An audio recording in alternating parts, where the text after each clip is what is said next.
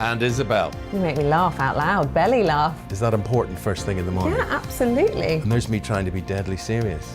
News is a serious business. Yeah, I have to rein you in sometimes. Well, it doesn't stop us laughing at it. It doesn't stop us having an opinion on what's going on. Yeah. And it certainly will not stop us reflecting what you think. Weekdays from 6 to 9:30 on GB News. I'm Dan Wootton. Join me Monday to Thursday from 9 to 11 for the feistiest and most fun news debate on TV, where free speech reigns. I'll bring you a sharp take on the day's biggest stories, bombshell newsmaker interviews, and A-list guests. And I guarantee you, no spin, no bias, no censorship, and no reason to go to bed. That's Dan Wootton tonight, Monday to Thursdays from 9 on GB News.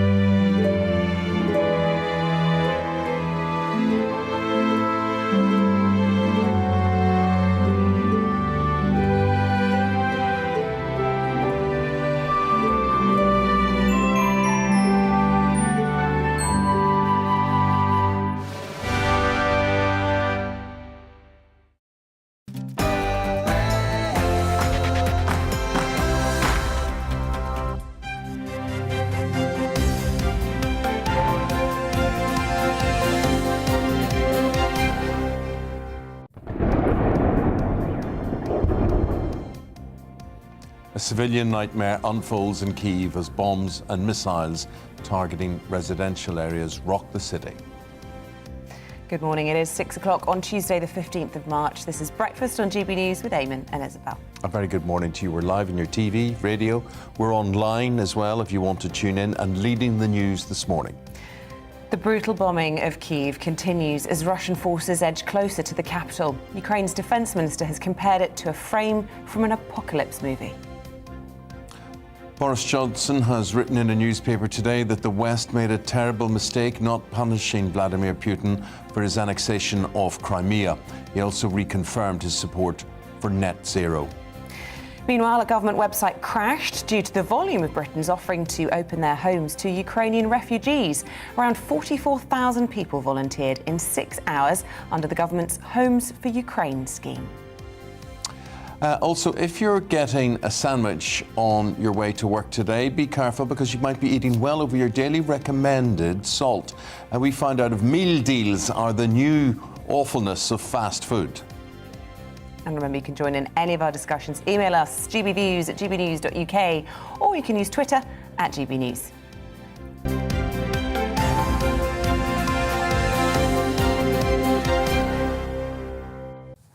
Here we go, day 20 of Russia's invasion of Ukraine. The bombing of Kiev has intensified with residential buildings being targeted. Ukraine's President Volodymyr Zelenskyy vowed last night to rebuild and restore Ukraine after the conflict ends. Well, let's speak to political reporter at the Kyiv Independent, Oleg Sukhanov, who joins us from Romania tomorrow. I suppose, Oleg, we're just trying to get some picture, some sense from you as to how Kyiv is holding up. The name is Oleg Sukhanov. Thank you for inviting me. I think Russian troops are trying to obviously surround Kyiv, and the eventual goal is to capture it. Though at the moment they might have enough resources to surround it at some time in the future, but not to capture it completely. But what's happening now is just the unprecedented destruction of buildings and infrastructure, and the mass murder of thousands of people all over Ukraine, including Kyiv. So I think now is the good time for the West to actually do something because otherwise thousands more people will be killed. We are hearing, and it's being reported, that senior UK defence sources are indicating that Russian forces may be only able to sustain full fighting capacity for another 2 weeks, 10 to 14 days. That's probably the case. It's just that I think Putin might resort to some measures that will, help his aggression against Ukraine. Like, for example, he might announce mass mobilization. In that case, he will have more manpower, and he might be able to, encircle Kyiv and take some large cities. And now he's kind of afraid of it. He's basically recruiting terrorists in Syria and other countries, but that's not enough. So if we're talking about the current level, the current number of Russian troops, it's not sufficient to sustain Russia's offensive. So, and Putin might also try to use, biological or chemical weapons, or there is even the theory that he might use nuclear weapons. And he might actually, stage some kind of false flag operation and, accuse Ukraine of using chemical or biological weapons. So he might resort to some other, insane measures to actually help his offensive. In the last few moments, President Zelensky's issued a life or death surrender ultimatum to Russian soldiers, saying, hand yourself in. On behalf of the Ukrainians, we're offering you a way out. You will be able to save your life and we'll take care of you. Do you think, from what you've been hearing anyway, the reports of Russian conscripts being demoralized, do you think that someone might take up that offer? Well, I think it's likely because a lot of Russian soldiers have been captured already, and they said on a video that they're disappointed in the Russian leadership and that they apologized before the Ukrainian people. So the morale in the Russian army is very low. It's an aggressor country, and they have very little motivation to fight. The Ukrainians are fighting for their home, for their lives, and the Russians basically are fighting for Putin's palace and for Putin's wealth. So the motivation is low. So the only problem for them is that they might be, killed by their own people, by the Russian army, and they're afraid of some kind of retribution from the Russian army. So that's, but still, I think a lot of them may surrender. And if Ukraine offers some good motivation, for example, asylum, even asylum in the EU, I think it will be like thousands of Russian soldiers will be tempted to surrender. Oleg, are you in any position to confirm or deny, or have you observed or come across reports that NATO is increasing its presence in Romania? Well, unfortunately, I don't have exact confirmation of that. I think it would be logical. And I've heard some reports that NATO is moving some troops to Eastern Europe.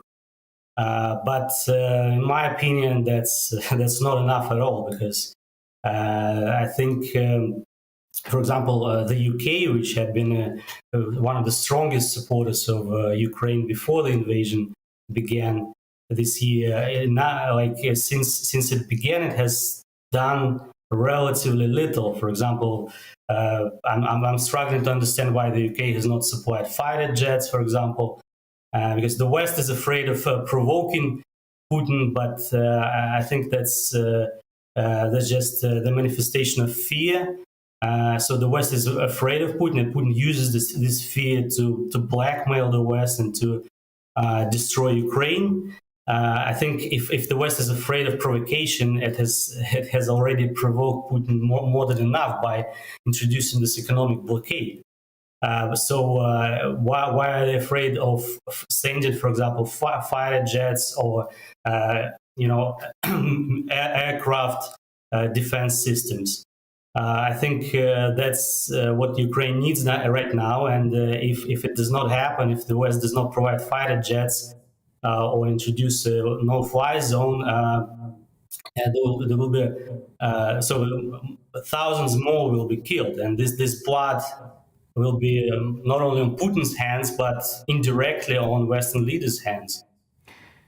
I just want to ask you about a column written in the Daily Telegraph by our Prime Minister today, one of our newspapers here, and he wrote in it, the West made a big mistake in allowing Putin to annex Crimea. And I just wonder whether you think that in years to come, history will judge that the West is making another mistake in not being more, as you describe it, brave with Putin.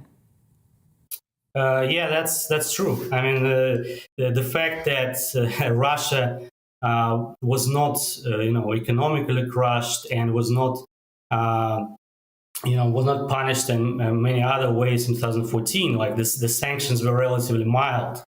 This fact led to the current invasion because Putin was emboldened and Putin was encouraged to continue his aggression by the lack of, Western response. So. Basically, now, I'm glad that Boris Johnson said this, but I think he should not only speak but also act. So the UK should not be afraid of Russian blackmail, and Putin said that he would target, he would consider certain actions by NATO as an act of war, but he can consider anything to be an act of war. So that's absolute nonsense. So the West should have leaders like, for example, Churchill now, and should be more should be more ambitious. Yeah. Now, Oleg, I want to finish with something else which I hope is absolute nonsense, because Russian sources and Russian propaganda is saying that President Zelenskyy is not in the country anymore, right? He's gone across the borders into where? Poland or Romania or whatever, and he's hiding in a bunker and whatever, and you can imagine this. But the thing is, we have been talking to people who believe this. They absolutely believe that this is the case. Now, would you be in any position, or what would your thesis be on how likely that would be? Zelenskyy has emerged as an absolute hero throughout of all of this, and a figurehead for which his people unite, and indeed the world unites behind him. Could he risk not being in the country? Well, that's based on my information. He's in Kyiv, and I have not seen any facts that confirm that he's not in Kyiv. So, and it's true that Zelenskyy, by the fact that Zelenskyy stayed in Kyiv, he has helped the Ukrainian war effort immensely, because if he had fled, the Ukrainian government might have collapsed. But now I think it's not only Zelenskyy, it's Zelenskyy and millions of ordinary Ukrainians whose stubborn resistance has basically stalled Putin's offensive. So I think Zelenskyy, actually, who had been who had not been very successful as a peacetime leader because he failed to fight corruption, and carry out reforms. And now in this wartime situation, he's behaving much better, I think. So he can be praised for that. Yeah, we have a saying: "Cometh the moment, cometh the man." Thank you very much indeed. You've been our political reporter from the Kyiv Independent, Oleg Sukhanov. There, thank you very much indeed. But I suppose Zelenskyy will be so targeted; they will have missiles trained wherever they think that he's going to be. I suppose he's always got to keep on the move. Be very careful about his whereabouts. I actually saw him being interviewed by a broadcaster over the weekend, and he looked very sort of wild-eyed, sort of looking all the way during the interview. As you would be, because, you know, you're in mortal danger. There's been at least 3 attempts. That was in just week so 1 far. week. Yeah. So all that very good. What we'd like to do now is to bring in Major General Chip Chapman on this. Chip, just wonder from your point of view, strategically, what you're seeing, what you're making of the latest, as here we are on day 20. Well, I think 2 things are evident. Firstly, in war, things regress to a mean. And at the moment, we're seeing entropy, which means no significant moves. And we could get to the point in 1 or 2 weeks' time where the Russians culminate. That is, they have run out of either logistic support or combat power to go and do any more offensives. They've got too many lines of operation, trying to have too many objectives, and you can't support all of those. The thrust from Sumy towards the east of Kyiv seems to be petering out. So that's not looking good for them. The second thing which plays into this is that climate and terrain can have a severe impact on the tempo and effects of combat. And we're seeing this. It's D+19 in terms of the war, but those soldiers were across the border, either in Belarus or Russia, for a significant length of time. And disease and non-battle injury actually generally take more people out in war than those who are killed or wounded. So you've probably got a fragile morale, a poorly supported in logistic terms army, which may well be at the point of culminating. And a culminating army is one that has problems moving again and can be one that surrenders en masse in the future. Gosh. Interesting that you see it like that, because we think, we're dealing with one of the world's superpowers, one of the world's few superpowers, and you would have just thought they would have had every resource at their fingertips. Well, that's just not true. I do remember 4 years ago when the Skripal case happened, doing a number of interviews when I said then that Russia is not a superpower, it's a super problem. And we're seeing here at the moment a terrible army performing terribly, and terrible armies don't perform better in the subsequent weeks. So we're seeing the weaknesses of the system, where the kleptocrats, those who consume the money, take the money, are in the fore. So the money which should have been invested in a modernized Russian army or armed forces doesn't seem to be there. It's been siphoned off, and we're seeing the consequences of that now, thankfully. I want to ask you about war crimes. Obviously, we saw yesterday Dominic Raab travelling to The Hague to assist in the prosecution. What are you hearing about what's been happening on the ground? Lots of reports about things like white phosphorus bombs being used, dumb bombs, which are obviously indiscriminate, thermobaric bombs as well. All absolutely brutal. It's not the bombs which are the war crimes, it's the targeting. Now, 4 things should occur for it to be legal. Firstly, it needs to be proportionate. Secondly, there should be distinction between civilian and military targets. It should be necessary. And fourthly, it should be legitimate. So if it doesn't meet those criteria, it should not take place. Now, there are also certain categories of people in war who should be treated as non-combatants: the sick, the very old, the very young, the infirm, clergy. And we've seen those horrific shots down in Mariupol of the pregnant woman who died. That is definitely a war crime. Now, unless Russia lose this war and there is a change in the political polity in Russia, I don't think you'll ever be able to hold someone to account. And we've seen this really again on the Skripal case, where we have a murder warrant out for 2 citizens who are being protected by the Russian state. Yeah, and that builds up the picture that Isabel was talking about, just this weakness that Boris Johnson's writing about today. But, he can talk now. He wasn't about then. One wonders what he would have done over Crimea at the time. But we are getting reports, senior UK defence sources today, indicating that Russia may only be able to sustain what they've got, the pressure that they're putting on Ukraine now, full fighting capacity for another 10 to 14 days. And judging by what you're saying today, that doesn't seem impossible. That seems quite likely.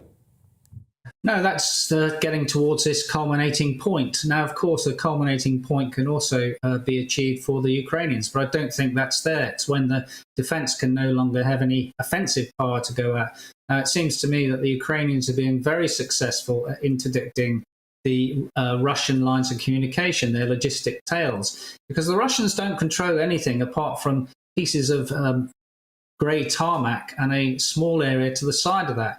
So the gaps and surfaces that exist between that are places that you can infiltrate through and attack the Russians. And the Ukrainians seem to be doing that very well. Now, I don't like looking in the rearview mirror back to 2014 for what happened in the invasion and annexation of Ukraine. But one thing you can say, that this, for the Ukrainian perspective, is not D+19. This is the 8th year, and they've had 8 years to think and prepare and how they will fight this war. And they're fighting it very effectively. And as I've said many times, it's not armies that fight wars, it's nations that fight wars. And this is a nation energized by the leadership of Zelenskyy, where there is a common purpose to defeat the Russians. As long as that is in train, then the Ukrainians have a significant chance of strategic success here. Okay, Chip, really interesting hearing what you've got an update. Yeah, I just wanted to ask you about a little breaking line that's coming through. Overnight, we heard that US intelligence was suggesting that Russia had asked Chinese for military support. Well, this morning, the Chinese embassy in London has come out saying that that claim is malicious disinformation and that the most important thing is not to add fuel to the fire. What's your take on all of this? Because China, looked before the Beijing Olympics to be cozying up with Russia in all of this. But there's a crack in the ranks now. Yeah. I think there's two parts to that. If you look at the messaging which came out of the Beijing meeting, what was significant, I think, was that Ukraine wasn't mentioned at all. So there was some distance put between Beijing and Moscow on that. Now, American intelligence so far, prior to this, the invasion here, has been absolutely top-notch. Everything they've said has been correct. So it could be that the Chinese will provide some equipment. But again, integrating that into a fighting force takes time. If it's just something like small arms ammunition of the same caliber used by the AK series of small arms weapons, that's easy. That's just logistics to get it there. But you can't take equipment which soldiers are not used to, not crewed, and you need the more manpower. Now, we know that 100% of the combat capability, which was either in Belarus or on the border in Russia, is now in Ukraine and is somewhere being degraded to below 90%. If they go below 75%, they will become combat non-effective. Okay, Chip, look, always fascinating to talk to you. So much more to talk to you about, and obviously we'll in the days and weeks ahead. Thanks very much indeed. We've got to leave it there. Thank you. Thank you. Coming up, we're going to take a look at the volunteers helping the Ukrainian refugees get. But before we do that, there now looks a split. I mean, different than we're day 20 today. At day 10, day 5, day 10, it looked as if, better not annoy the Russians because we'll annoy the Chinese and whatever. And now it looks like, we've got UK defence sources saying they just haven't got the resources to sustain what they're doing. The assault has stalled and all of this. And you just think, is now the time to turn the screw? Because the Chinese aren't going to say, hey, don't touch mine. They're having their own crisis with COVID, a city of 17 million locked down with this really strong outbreak of COVID at the moment. They just want a period of calm. They're seeing the chaos in Ukraine, which was actually also quite a useful trading partner for them. And I was reading yesterday that China was definitely sort of feeling a little bit less confident about that agreement with Russia. So it's really, as you say, a really crucial moment to possibly be turning that screw. And you just wonder, how much the Russian people know about what is being done in their name. So is it time to turn the screw? Let us know your views. Right now, it's certainly very cold where we are. Freezing in here. But that's got nothing to do with what's happening outside. Here is the weather where you're waking up today. Good morning. Definite signs of spring this week. A bit chilly out there again first thing this morning, but by this afternoon feeling fairly pleasant with some sunny spells. There's some fog around this morning also. That'll take a few hours to clear away. There are weather fronts surrounding the UK, but not many of them today providing much rain. This one is approaching the northwest, and we are going to see some soggy conditions and windy conditions too across the Western Isles, and that rain will trickle further across the Highlands and into the west of Northern Ireland, but probably not reach Belfast until this evening. The rain probably not reaching Glasgow until this evening as well. So much of Scotland, certainly most of England and Wales, dry and bright today, and with plenty of hazy sunshine. Feeling pretty pleasant by this afternoon. It is a chilly start. It'll take a few hours for the fog patches to clear, but look at those temperatures. 13 in Manchester, maybe 16 in London, 15 in Cardiff, 9 or 10 in Glasgow and Belfast, and we will see that rain just trickling in here during the course of the evening time, eventually spreading towards Edinburgh also. And at the same time through tonight, the threat of some showers coming up from France with more cloud around as well. It's going to make for a different day on Wednesday. It means it won't be as cold first thing in the morning. Some pockets of frost across the northwest where we see some clearer skies. So for Northern Ireland, certainly the western Northern Ireland, the Highlands of Scotland, tomorrow will be a brighter day with some sunshine, just 1 or 2 showers. Elsewhere, a lot more cloud around on Wednesday, and there will be some outbreaks of rain that could be quite heavy, particularly over eastern parts of England through the course of Wednesday. A very soggy day here for some, as we see that weather front pushing up, bringing warm air. So again, we could easily be in the teens. If we see some sunshine, 16 or 17, but further west, brighter. Not as warm, but we are looking at more sunny skies for the rest of this week. There'll be some showers across Scotland and Northern Ireland on Thursday. But once they're out of the way, lots of sunny spells and temperatures widely in the teens.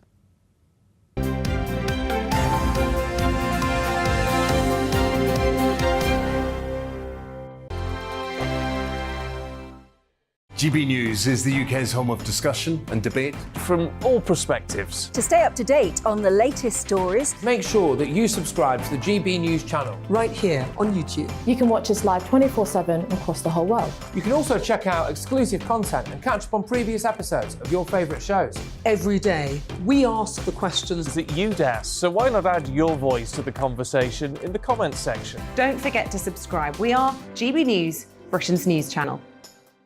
Every night at 11 on GB News, we bring you the next day's stories the day before. Basically like time travel. If it's a big story, we'll cover it, guaranteed. But we'll also have some fun along the way. Big opinions, big laughs. Sometimes big hair. This is Headliners, the paper review show that won't send you to sleep like the others will. 11 p.m, 7 nights a week. Join us.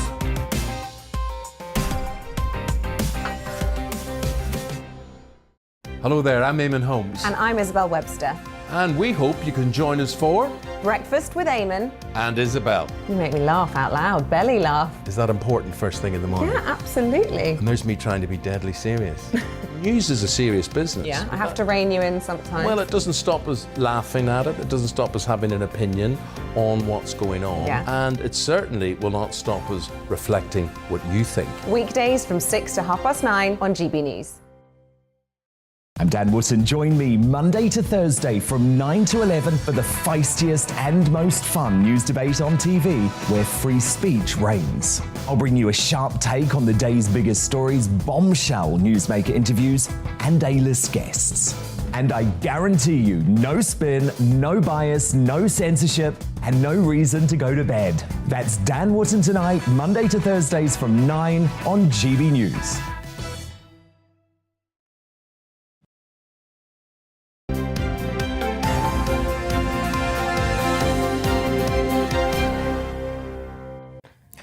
Let's bring you up to date with the news you're waking up to on this Tuesday morning. It's 6 minutes past 6. And aid agencies are warning the number of children fleeing the war and crossing borders on their own is rising. The Disasters Emergency Committee says many refugees are arriving at countries surrounding Ukraine without family in Europe to help them. 43,000 UK households have now offered to take in refugees as part of the new government Homes for Ukraine scheme. Research suggests people bedridden with COVID are at a high risk of developing long-term damage to their mental health. A study by the University of Iceland found they had higher rates of depression and anxiety compared to those with a less severe form of the virus. An overhaul of the legal system will see all children have access to free representation for the first time. The government says plans will also include the biggest pay boost in a decade for criminal lawyers who carry out legal aid work. Outdoor weddings and civil partnerships are to be legalised in England and Wales. Since last summer, couples have been able to tie the knot outdoors due to COVID, but now the temporary measures will be made permanent after overwhelming support from the public.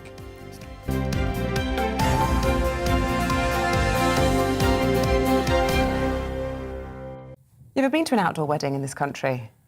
I've been to an outdoor wedding in Ireland. I mean, in fact, my son was married outdoors. Oh, really? And did that have to have a humanist or something, or was it? It did. It's legal. Yeah, that's what my brother had, an outdoor wedding here, and he had to have a humanist. But interesting now that overwhelming support after a public consultation, and it's going to become legal. So you can have a mainstream religion. Yeah, you can have a Church of Catholic England, or a Church of England, anything outdoors. I think that's lovely. My brother had it under a huge oak tree. Yes. With little white chairs, and it was really beautiful. I think you're right about that. I mean, sadly, I went to, I was doing some charity work at the weekend in Belfast, and our local church was closed down. Absolutely closed down, and never did I think that I would see the day that that would happen. But the thing is, now on Sundays, football is the new religion. Is it? Oh my gosh, yes. Not in your posh areas that you live in, but in working class Totally doesn't areas. touch my life. It doesn't touch your life, but you see, in normal people's lives, people now go to social clubs and things, and they watch football, they stay at home, and the idea of a Sunday lunch and family getting together, because time is so important with families. And what I blame for that is homework. Homework should be absolutely banned. Can you believe my 6-year-old has homework? I didn't have homework. Someone tell me, did you have homework when you were 6? I mean, I've already But it shows you didn't have homework at 6. It shows. We did a diagram of the body. He had to indicate where the cranium was on his head. 6 years old. Yeah. Well, I just think there should be extracurricular work, but it should be done in school, and it should be done, at 4 o'clock, 5 o'clock, 6 o'clock. Definitely. Keep them in school till 6 o'clock. Keep them in school and then send them home. Yes. But when they get home, it's family time. The kids, I mean, it's slave labour, really. They're up from, 7, 8 o'clock in the morning, and they're expected to be working. I mean, when I was a teenager, all I remember is 9 subjects a day, 8 homeworks a night, because one period was a double period. 8 homeworks every night. By 5 is 40 homeworks a week. I don't mind it in secondary school. I actually did enjoy homework a little bit when I was at secondary school. But I do object to personally, I enjoyed watching Star Trek or The High Chaparral or whatever it happened to be, instead of anything but doing homework. No, look, I like doing other things as well, but I did enjoy doing a bit of French, this and that. But oh, bonjour, mademoiselle. Bonjour, monsieur. I wish I actually could speak a foreign language. There's 3 things I'd like to do. Here we go. I'd like to play the piano. I can play the piano. Can you? Yeah, and I can speak French. What's your third one? You made me forget. Speak French, play the piano, and swim. I can't swim. I can't swim. That's a shame. I think the swimming is the most important of those. My mother loved me so much, and my 4 other brothers. Too precious to go in the water. She wouldn't let any of us go near the water. I do understand it. It's scary. Yeah. And that was it. That was it. Anyway, 6:30 is the time. A very good morning to you on Radio 1 Television. This is Breakfast with Eamonn and Isabel. Yeah, coming up, we're going to be looking at today's papers. Andre Walker and Mary Dejevsky join us.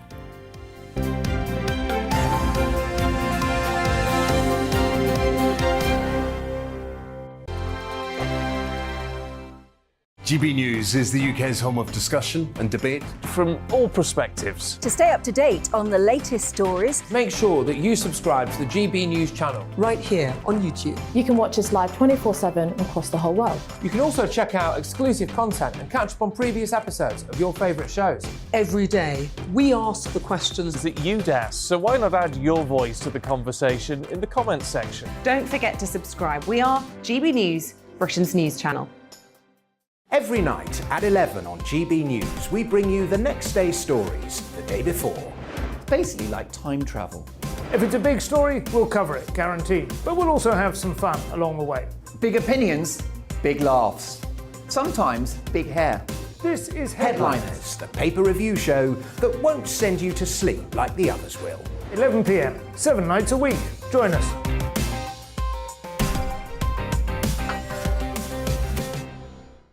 Hello there, I'm Eamonn Holmes. And I'm Isabel Webster. And we hope you can join us for Breakfast with Eamonn and Isabel. You make me laugh out loud, belly laugh. Is that important first thing in the morning? Yeah, absolutely. And there's me trying to be deadly serious. News is a serious business. Yeah, I have to rein you in sometimes. Well, it doesn't stop us laughing at it. It doesn't stop us having an opinion on what's going on. Yeah. And it certainly will not stop us reflecting what you think. Weekdays from 6 to 9:30 on GB News. I'm Dan Wootton. Join me Monday to Thursday from 9 to 11 for the feistiest and most fun news debate on TV, where free speech reigns. I'll bring you a sharp take on the day's biggest stories, bombshell newsmaker interviews, and A-list guests. And I guarantee you, no spin, no bias, no censorship, and no reason to go to bed. That's Dan Wootton tonight, Monday to Thursdays from 9 on GB News.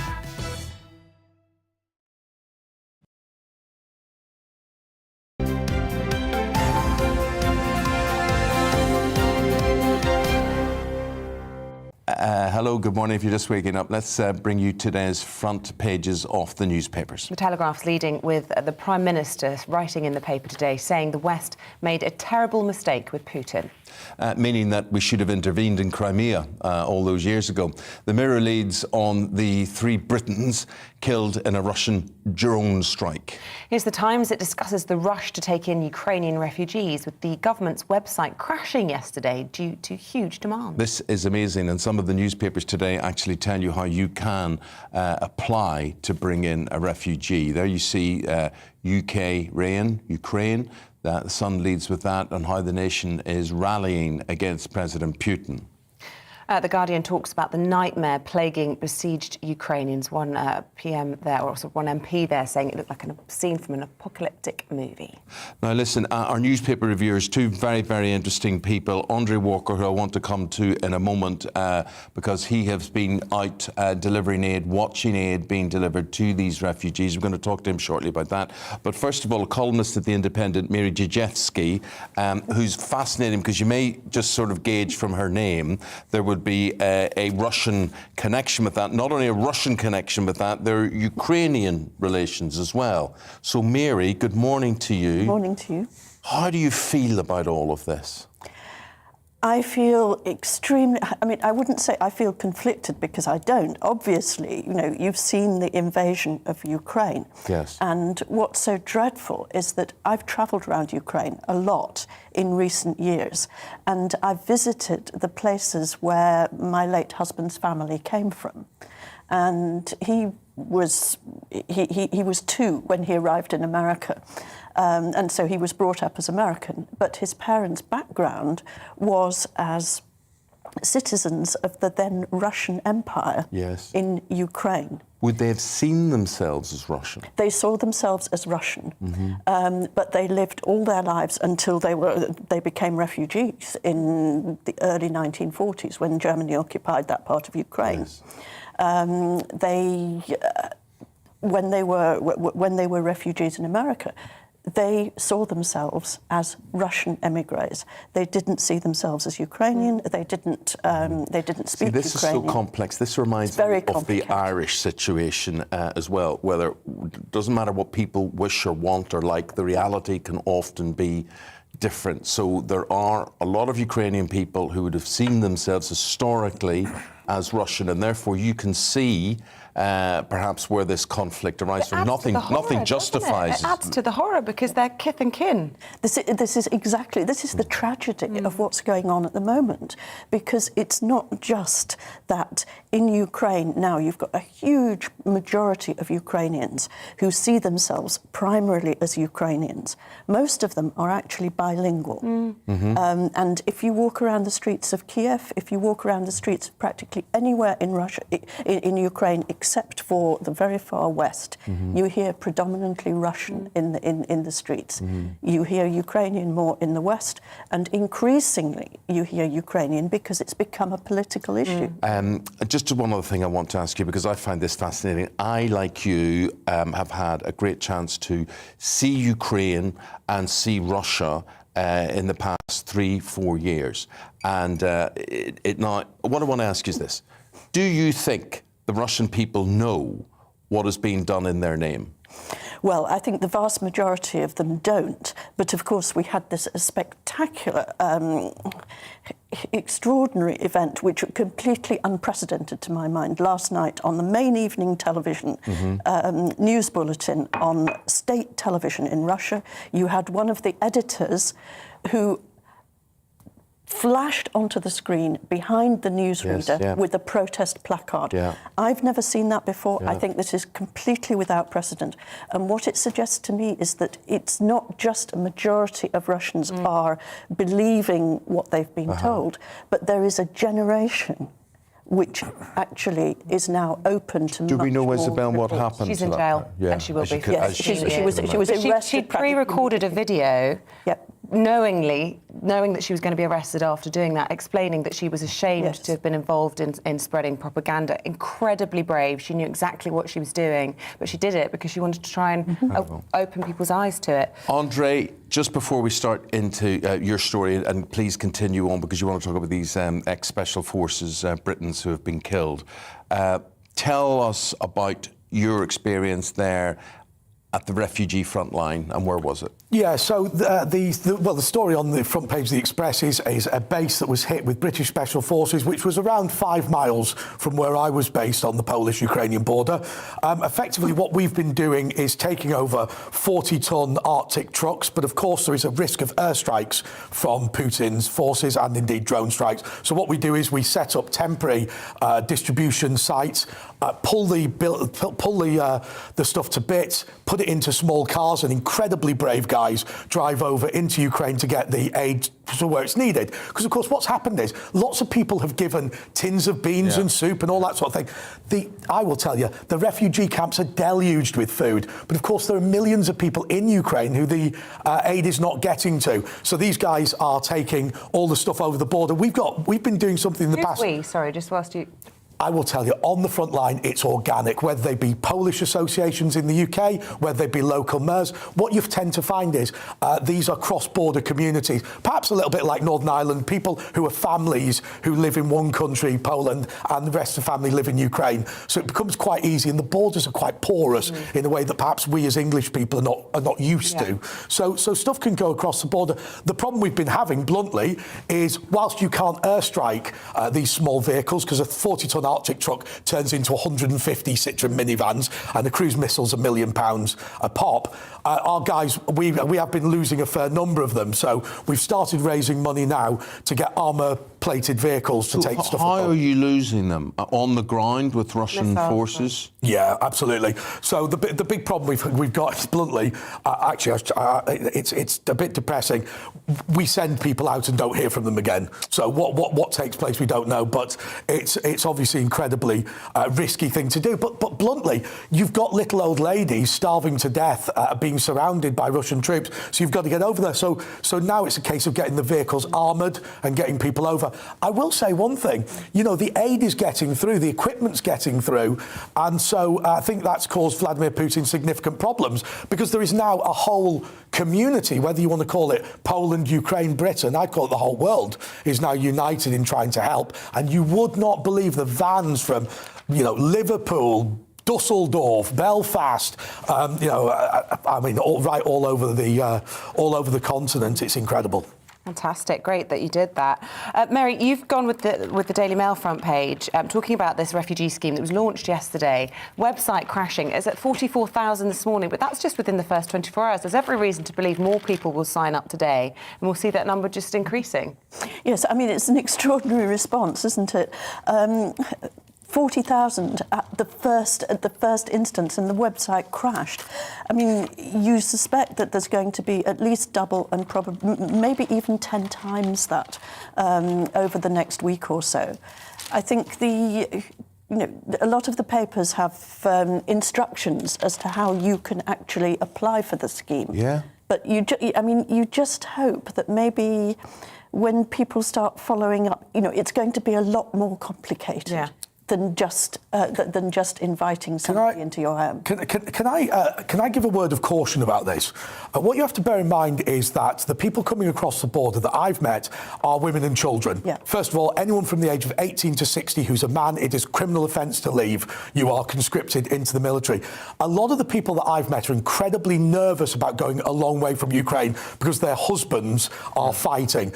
And so I am very worried, because I don't think that most of these people people are going to want to come to the United Kingdom. Because if you think about it, what you're going to want to do is come to a country where you've got friends, relatives, where you understand the language. Now, Why would that worry you? I mean, as long as the door is open and the possibility, why would that? Yeah, why it worries me is because potentially we're focusing on paying for people in the United Kingdom and not putting resources into where it needs to be in Poland. It's not coming out of the public purse, which is why it's such a genius piece of public policy. Well, it's successful because, you know, the government have had this huge problem trying to house asylum seekers. We hear about the huge bill, I don't know, 1.5 million comes to mind. I don't know how often they have to pay that. But putting people up in hotels, if people are opening their own private doors, spare rooms, it saves a headache for local councils, for the government, but also it shows our welcoming. I'm not sure it does, right? Because if you look at it, say Krakow, Poland, they're saying they're going to need to build 30 new primary schools because a lot of these kids are not going to go back relatively quickly. You know, that is a huge amount of resources. And I just worry that this idea of how many people have we taken, are we going to be virtuous by taking people, just diverts away from the big issue, which is that, I mean, if you look at Moldova, 400,000 people have turned up in Moldova. Moldova is an incredibly poor country of, 4-5 million people. We need to be piling money in there. And look, obviously, I don't have a problem with us opening the doors, but remember something. We complain about our government making it difficult to come over, and there were only 13,500 applications from the Ukrainians. But the Irish Republic has allowed anybody in, and there's still only 5,500 applications to the Irish Republic. And then you compare that to Poland, you compare it to Hungary, you compare it to Moldova. And I will say to you, I mean, we don't want to be in the situation that we're in Kosovo, where we spent all this money flying the Kosovans to the United Kingdom and didn't support Albania, and as a result, caused a humanitarian crisis. Complicated, absolutely complicated. Right. So you want to talk now about the cities under siege. This is front page of The Guardian. Deadly raids plunge Ukrainians into nightmare. Well, I mean, it is what it is. Vladimir Putin is a wounded animal. His campaign has gone incredibly badly. And what he's done is upped the ante in terms of abuse of civilians. And you know, we saw it in Chechnya, we saw it in Syria. I mean, I just think that this man is somebody who should be dragged to a war crimes tribunal. Hopefully that's going to happen. But effectively, the more that the Ukrainians resist, the more nasty, undignified and illegally the Russian army acts. Thankfully, a lot of the Russian conscripts are giving up. But, you know, they aren't bothered about barrel bombing civilians. And I just, you know, it's soul destroying because the concern is, yes, the Ukrainians are going to win. Everybody knows that now, right? You know, Vladimir Putin's given up on taking Kiev. But what is the cost in the meantime in terms of just abuse? Andrei says, yes, of course, Ukrainians are going to win. But I sort of don't get that. Whilst you've got this madman and his finger over a nuclear button, he can do anything, he can change anything. And then also, where does this leave Russia? Where does this leave Putin at a G7 summit or whatever? Can he ever be accepted back into the international community? Answer, no. So who represents Russia? Well, we don't know at the moment. We don't know how it's going to play out for Putin. I mean, I do actually challenge the certainty about Ukraine winning. I mean, yes, it looks terrifically heroic from our perspective, and the way the war is being covered in our countries, it's being covered absolutely on the side of Ukraine, and we're giving that side of the story. But maybe there is another side. Maybe we're being too optimistic about this. Russia still has enormous amounts of firepower. This is a big country which has set out to defeat what's going on in Ukraine, and we don't know that it's over yet. Allow me to justify that claim. So first of all, remember, winning might involve them still levelling the country. So it's not a great win, right? So, however, Vladimir Putin himself has asked for a series of things. What is it? No EU membership, no NATO membership, the resignation of the Zelenskyy government, and Donbass and the Crimea, which he had anyway. If you go down the list of things, he's going to have Donbass and the Crimea, which he had anyway. In terms of the other aims, none of this has happened. And so I think that is the win. But do not believe for 1 second that I'm claiming anybody comes out of this well, particularly the Ukrainians. But the appalling thing is that those conditions were actually on the table before the war even started. Yes. Nothing's changed apart from huge loss of life. So, you know, what's happened is colossal amounts of damage, colossal numbers of casualties on both sides. For what? Yeah. For what? Look, the guys are going to be back in about an hour's time, about 45, 50 minutes time, to talk about more stories in the newspaper, including the sanctioning of oligarchs here in the UK. For the moment, Andre and Mary, thank you both very much indeed. Thank you. OK, we've got an interesting story for you next. Scientists have discovered a new way of treating the deadliest type of brain tumour, which could extend the lives of patients. Less than 1% of people live longer than 10 years with glioblastoma. But a new drug could be about to change that, which makes tumours much more susceptible to radiotherapy. Here's our Yorkshire and Humber reporter, Anna Riley, who's been speaking to one brain tumour patient in Skipton and has praised the new treatment and defied the odds of survival. Emma Crabtree didn't think she'd make it to her 40th birthday after she was diagnosed with a terminal glioblastoma brain tumour and told by doctors that she had just 12 to 18 months to live. But 12 years on, and after initial radiotherapy and chemotherapy, 50-year-old Emma is defying the odds and believes she's one of the longest surviving patients in the UK. There's no cure for the disease, so she can never be classed as in remission, but annual scans show there are no changes in her condition. My prognosis was 12 to 18 months to live, which was a little bit of a shock. It's affected my left foot, but I'm fine. I just can't feel it as much as I can my right foot. And it's my short-term memory, really. So people that know me know that I'm forgetful. I might go to make them a cup of tea and then I don't come back with it. but that's, to me, that's just part of my character now. Recently, scientists have discovered a new way of treating deadly glioblastoma brain tumours, which could extend the lives of patients. A clinical trial is now underway after researchers exposed glioblastoma tumours to a drug called ADI-PEG20, which makes tumours more susceptible to radiotherapy. For glioblastoma, the standard of care still is surgery, followed by radiotherapy and chemotherapy. And actually that treatment protocol has not changed in 2 decades. So obviously finding a new therapy for glioblastoma patients is a critical clinical unmet need. And so with these results showing that we can combine a drug with radiotherapy to get improved efficacy and being able to kill those glioblastoma cells is very, very promising and very hopeful for patients. Less than 1% of patients live longer than 10 years with glioblastoma, but Emma's hopeful that the new drug could be about to change that. Hearing that there's been this new breakthrough, I mean, it must give hope. And that's why it's so important to get more funding towards this research. And let's carry it on forward. And hopefully, in the next 5-10 years, this percentage, like I'm in 1% of people that survive as long as me, well, let's get this percentage up. To do her bit to raise money for brain tumour research, Emma's written, illustrated and published a children's book called The Adventures of Big Boy and Friends, and she's already sold over 300 copies. Anna Riley, GB News, Skipton. The time at 10 to 7, we're going to move on to talk about food, what you may have for breakfast, lunch or dinner, and what it contains. We're normally quite aware of sugar content and fat content. Now, salt is a big, big problem. Yeah, I mean, if you think about a fast food, you think of a McDonald's or a Burger King, and you know that what you're getting there is probably not that healthy. But if you're thinking of another kind of fast food, so, for example, if you go to a chemist and you buy a meal deal on your lunch break, well, you might not be aware. What chemist are you talking about there? Well, like Boots, for example. Boots, the chemist. You can get a meal deal, but actually, it turns out it's not that healthy. Yeah, and I find now that you can really taste the salt. I mean, the salt's a preservative. Yeah, you see, I love salt. I can't get enough salt, but I know it's very unhealthy. It's hardening your arteries and your heart and everything.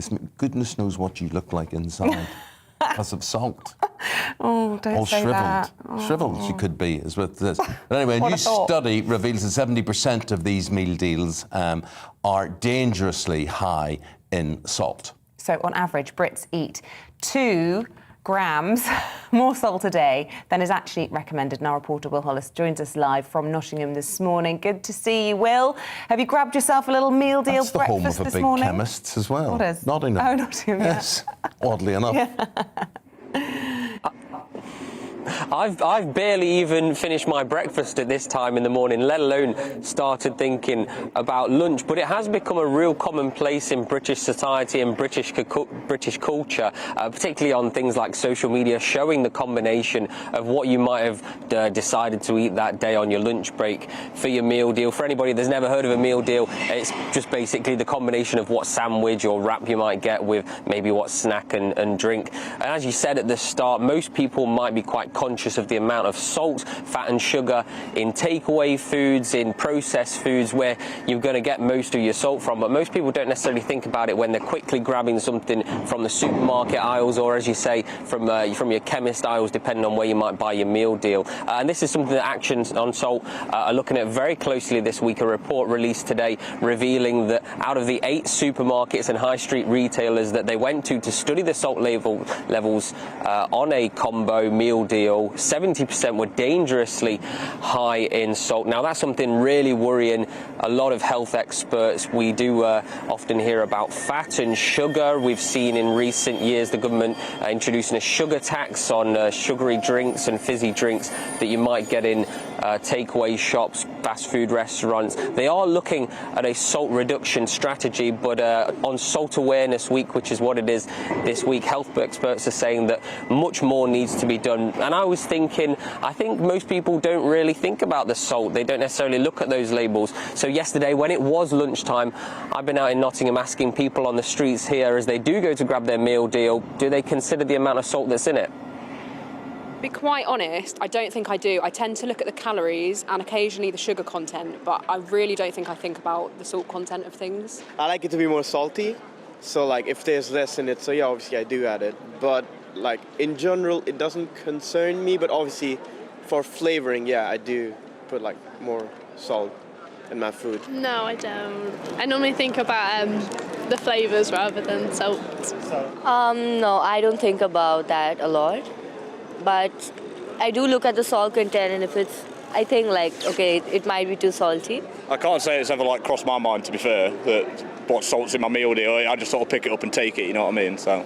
And what about in other ways that you might live your life or work? When do you think about salt and what it might mean for food? Well, obviously in my career, I obviously think about salt all the time with me being a chef, working in the kitchen, so it's obviously necessary for me to think about it. But home cooking, it tends to be a little bit more casual. I don't really consider it too much, but you know, still to a certain extent, I suppose.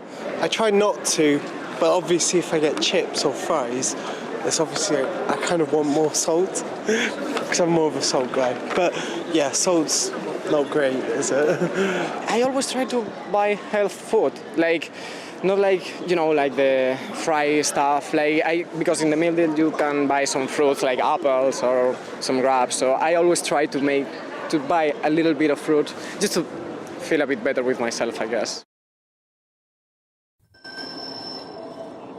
Now, the study that's being released today found that most of the items as part of snack combos, so that's your crisps, that's your chocolate, that's all sorts of different confectionery that you might not expect to have really high levels of salt, had more salt than a Big Mac, fries and drinks. So that's something that Action on Salt are looking really closely at. As I said, there is a reduction strategy that the government is working towards for 2024, and as I said, it's a real concern for health, especially when the biggest causes of strokes and heart attacks are often a high salty diet. So yes, it's a week where you are being encouraged to maybe have a little bit less salt on your diet, and I think it's something that many people are going to be considering throughout the rest of this week.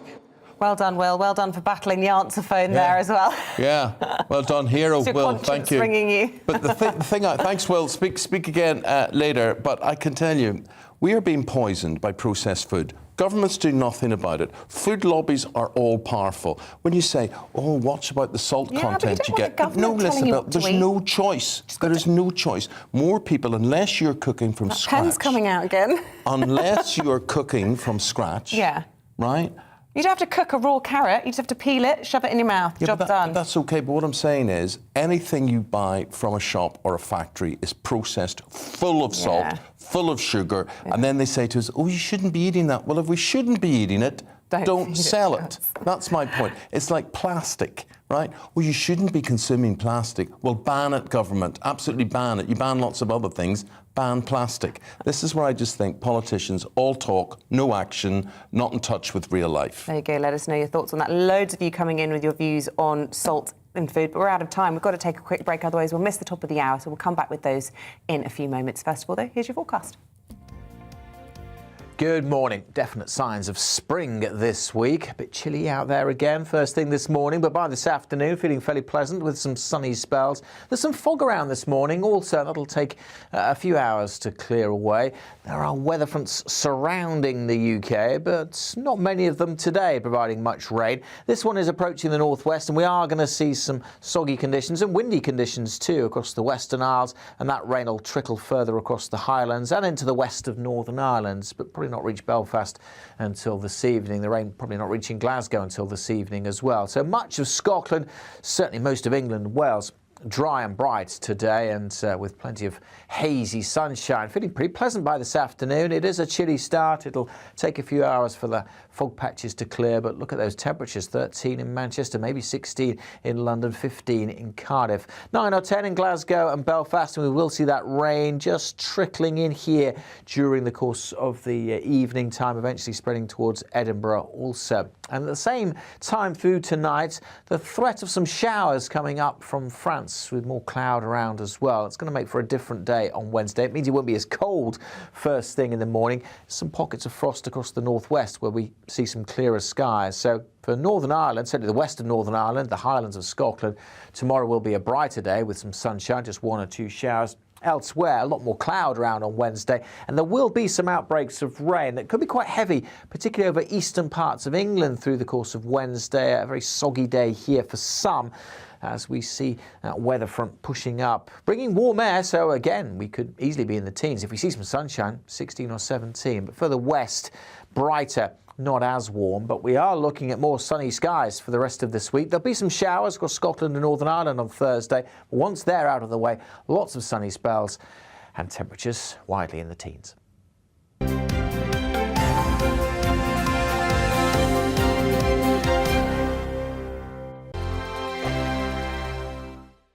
GBNews is the UK's home of discussion and debate from all perspectives. To stay up to date on the latest stories, make sure that you subscribe to the GB News channel right here on YouTube. You can watch us live 24/7 across the whole world. You can also check out exclusive content and catch up on previous episodes of your favourite shows.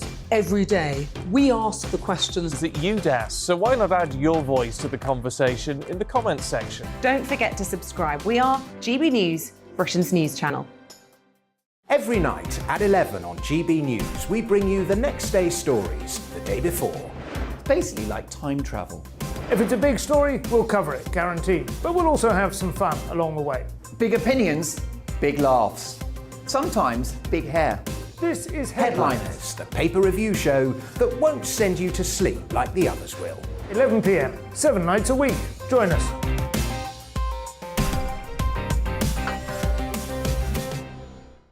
Hello there, I'm Eamonn Holmes. And I'm Isabel Webster. And we hope you can join us for Breakfast with Eamonn and Isabel. You make me laugh out loud, belly laugh. Is that important first thing in the morning? Yeah, absolutely. And there's me trying to be deadly serious. News is a serious business. Yeah, I have to rein you in sometimes. Well, it doesn't stop us laughing at it. It doesn't stop us having an opinion on what's going on. Yeah. And it certainly will not stop us reflecting what you think. Weekdays from 6 to 9:30 on GB News. I'm Dan Wootton. Join me Monday to Thursday from 9 to 11 for the feistiest and most fun news debate on TV, where free speech reigns. I'll bring you a sharp take on the day's biggest stories, bombshell newsmaker interviews, and A-list guests. And I guarantee you, no spin, no bias, no censorship, and no reason to go to bed. That's Dan Wootton Tonight, Monday to Thursdays from 9 on GB News.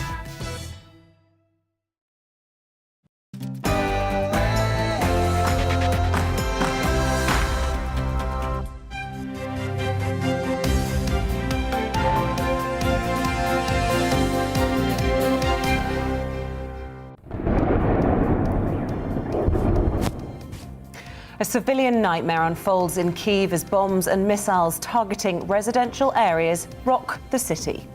A very good morning to you. It's just after 7 o'clock. It's Tuesday the 15th of March. You're watching and listening to Breakfast on GB News with Eamonn, Holmes and Isabel Webster. We're live across the whole of the UK, on TV, on radio and online, and this is what's leading the news this morning. The brutal bombing of Kyiv continues as Russian forces edge closer to the capital. Ukraine's defence minister compared it to a frame from an apocalypse movie.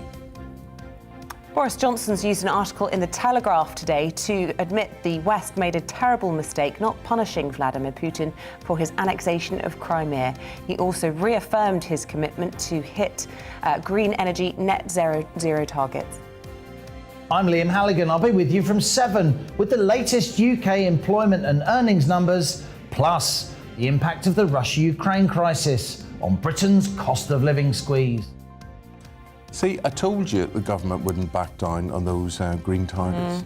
I have to see a face on that more than anything. No matter what it's costing you, the cost to the planet is now deemed to be more scary and more vital, which on the face of it is in all our interests, but the short-term pain is going to be bad. Yeah, absolutely. So let us know your thoughts about what Boris Johnson's been saying and all of the rest of the day's stories, whether that be the salt in your meal deals or whatever it may be. Get in touch. Email gbviews@gbnews.uk or you can use Twitter @GBNews.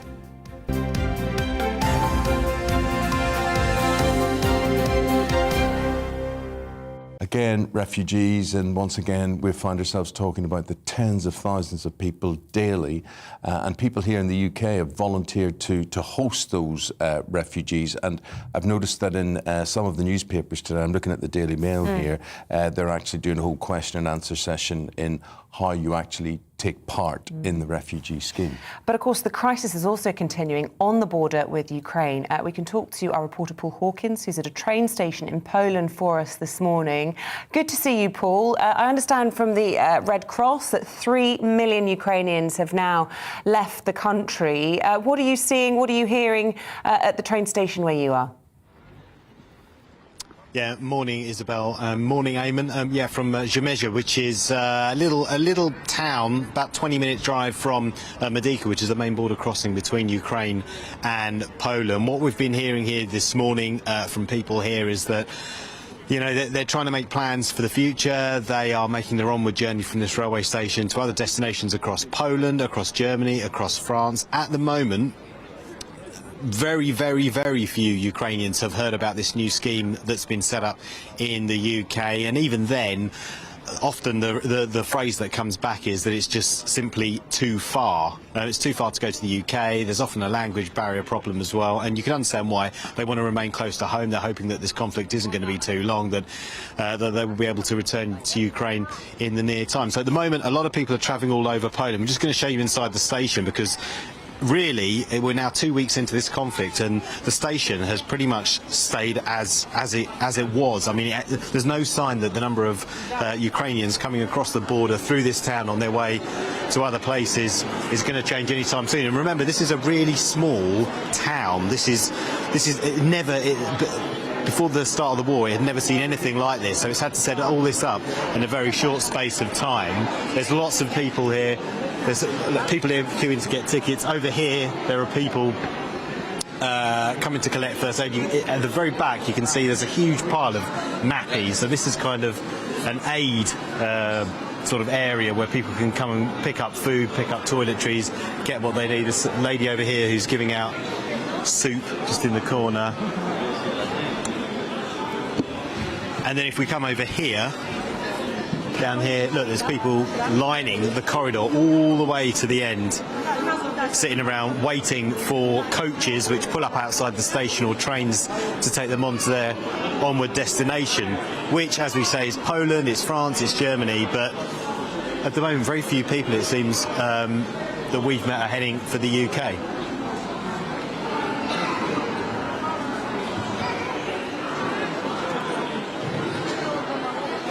Wow. So, Paul, I mean, no sign of that stopping either. And as we've been hearing overnight, you know, renewed bombardments of the capital, Kyiv, many people being internally displaced, but gradually deciding it's just safer to make that journey over the border.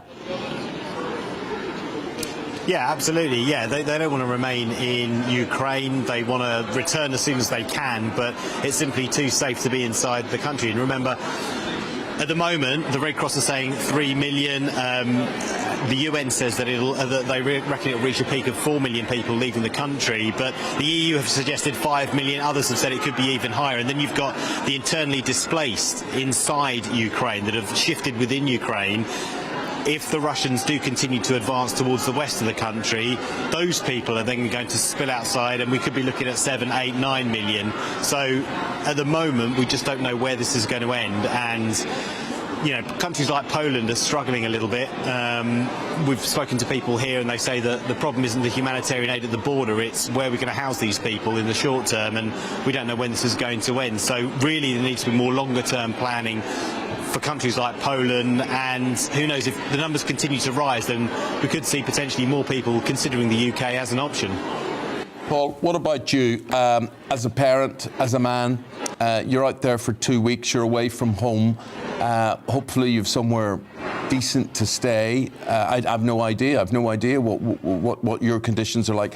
But do you get immune to seeing what you see there? Because it's just everywhere you go, there are just people in need everywhere. And I was just thinking simple things like, you know, you're able to use your mobile phone, but they're away from their address. What happens? They can't pay their bill. They'll be cut off. Do they have mobile phones? How do they keep them going? Just simple things to keep them in touch. So on top of the sanitary issues, on top of being fed, on top of shelter, on top of worrying about family left behind, what's it like? Do you get used to it? Yeah, well, on the mobile phone issue, Eamonn, they've got that covered here. As soon as they arrive at one of the registration centres, as soon as they literally walk across the border, they can pick up free SIM cards with plenty of data, stick them in their phone, and they're good to go. So in terms of keeping in touch with loved ones, that's not a problem. In terms of us being out here and becoming desensitised to it, not at all. Not at all. You see, I mean, I've just seen a girl and a woman in tears over in the corner. I don't know why, but you see it all the time. People crying. You see people with this kind of gaunt look on their face. They're tired. They're exhausted. They've made a long journey. We don't know what they've seen. They don't know what the future holds. People are tired, and they just want to go back home, but they can't. And so I guess they're trying to process what's happening, and remember, it's only been 2 weeks. I know that we've done a lot of coverage on what's happening in Ukraine, and we continue to bring our viewers the latest. But for these people, they're still trying to take. They would have had plans for, say, this weekend, you know, birthdays, meals, holidays, whatever, and it's all gone completely out of the window. And now they've got nowhere to live, and they've got, you know, they don't know what the future holds. So talking to these people, it never becomes any less emotional. You know, I've had my moments personally as well, where you try to process what you're hearing, and what do you say when someone says that they've seen their home being blown up, when they've heard about, they've come across families on their way out to the border who say that Russian soldiers tried to rape their daughter. When you hear that, what do you say? You know, you're sorry to hear it, but you know, you're kind of lost for words, really, and you just tell them that really we're all with you, we're all supporting you, and that in whatever way we can help, you know, we will be here for you. You heard lots of allegations like that about attempted rapes or indeed actual rapes. Yeah, we have heard that. That, you know, things that Russian soldiers have been doing, taking over houses, throwing people out. We've heard that. Obviously, we haven't been able to verify it, but that doesn't mean it's any less shocking to hear. And when people tell you their personal stories, your heart really goes out to them. And you can't say to them, well, it's all right, it's going to be okay, don't worry, things will get better, because that would be a lie. You don't know when things are going to get better, but you just tell them that that the world is here to help them, and they are very grateful for that. You know, and that hopefully it will be over sooner rather than later. Indeed, good stuff. Paul, thank you. Coming to us from Zemezha in a Polish train station. Really appreciate that insight, Paul. Look after yourself. Thanks very much indeed. Thank you. Right, it's 11 minutes now past 7 o'clock. You're watching and listening to GB News. Now, while the focus has rightly been on the refugees fleeing a terrible war, there are also amazing stories about those who've headed towards the conflict to do what they can to help. Well, GB News' Isabel has been on a special trip to the Polish border, put on by the UK's Party parliamentary group on Poland. Here's her report. It's nearly 3 weeks since Russian forces began their brutal assault on Ukraine, and still the refugees come. Millions have fled in terror, and border towns like here in Shamesh are a new humanitarian front line. Helping them to safety is an incredible grassroots movement of global volunteers. People like Daniel from Germany, who was so moved by what he saw, he hired a coach to take refugees to his home country for as long as they like. We saw the news, a couple of weeks ago, what is happening here in Ukraine to the people, and we think we want to help because we think it's not right what's happening to the people, and we have space in Germany. We heard that Poland is nearly full. We have space. A lot of people want to help. All the stories, if you talk to them, they should talk, not me, because if you talk to them, their stories are really heartbreaking, and we think it's our job to help the people for a better future. Those fleeing the terror are put up in vast reception centres like this one in a primary school. Patricia, who's Polish but lives in the UK, headed back to her hometown to help out. I decided to come back because I was watching the news for around 5 days, every day, crying, being super emotional, and that was the least I could do. So I've decided to come back and help the refugees. This is my primary school, and it's absolutely heartbreaking to be back here. But I think I'm doing good for the school and for the people that are here, and that's the least I can do. Patricia is far from the only person who's come from Britain to help. James from Peterborough is married to a Russian woman. He felt he had to do something. So we spoke about it in the evening one day, and she said, I said, I want to go and help, and she said, that sounds beautiful, and even give me some money to help. And so we bought the children lots of chocolates and been handing out 500 chocolate bars a day to children, and it's been really nice. And how does your wife feel about President Putin's actions and the war effort on his side? Well, I think she feels the same as most people in Russia feel, that they're against the war. There's lots of protesting going on. Nobody really understands what President Putin and his close people are doing. Just down the road is the train station where many refugees first arrive. The Deputy Mayor of Shamesh is grateful for the volunteers' support, including from the British. I asked him if the UK is doing enough at a political level. I do not know what the UK is doing. I'm here 16 hours per day. We are tired.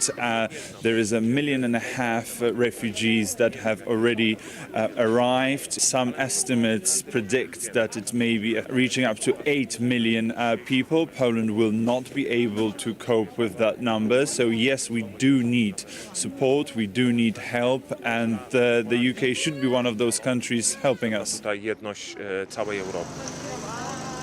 Those Ukrainians who make it this far are the lucky ones.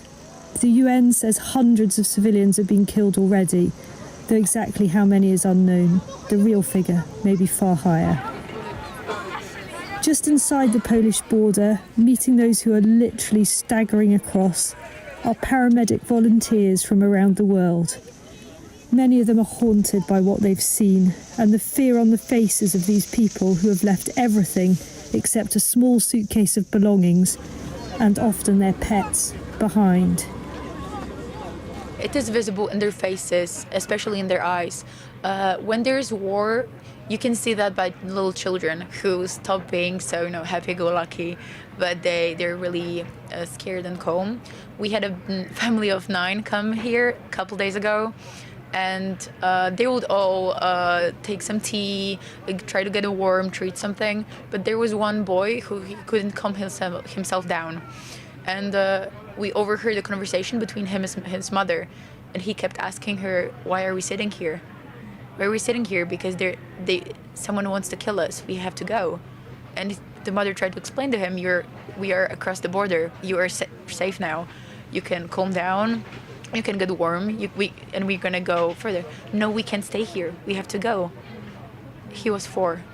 Isabel, GB News in Shamesh on the Polish border. With that, we bring you the latest news update. Research suggesting people bedridden with COVID are at a high risk of developing long-term damage to their mental health. That's according to a study by the University of Iceland. It found they had higher rates of depression and anxiety compared to those with a less severe form of the virus. An overhaul of the legal system will see all children having access to free representation for the first time. The government says plans will also include the biggest pay boost in 10 years for criminal lawyers who carry out legal aid work. Outdoor weddings and civil partnerships are to be legalised in England and Wales. Since last summer, couples have been able to tie the knot outdoors due to COVID, but now the temporary measures will be made permanent after overwhelming support from the public.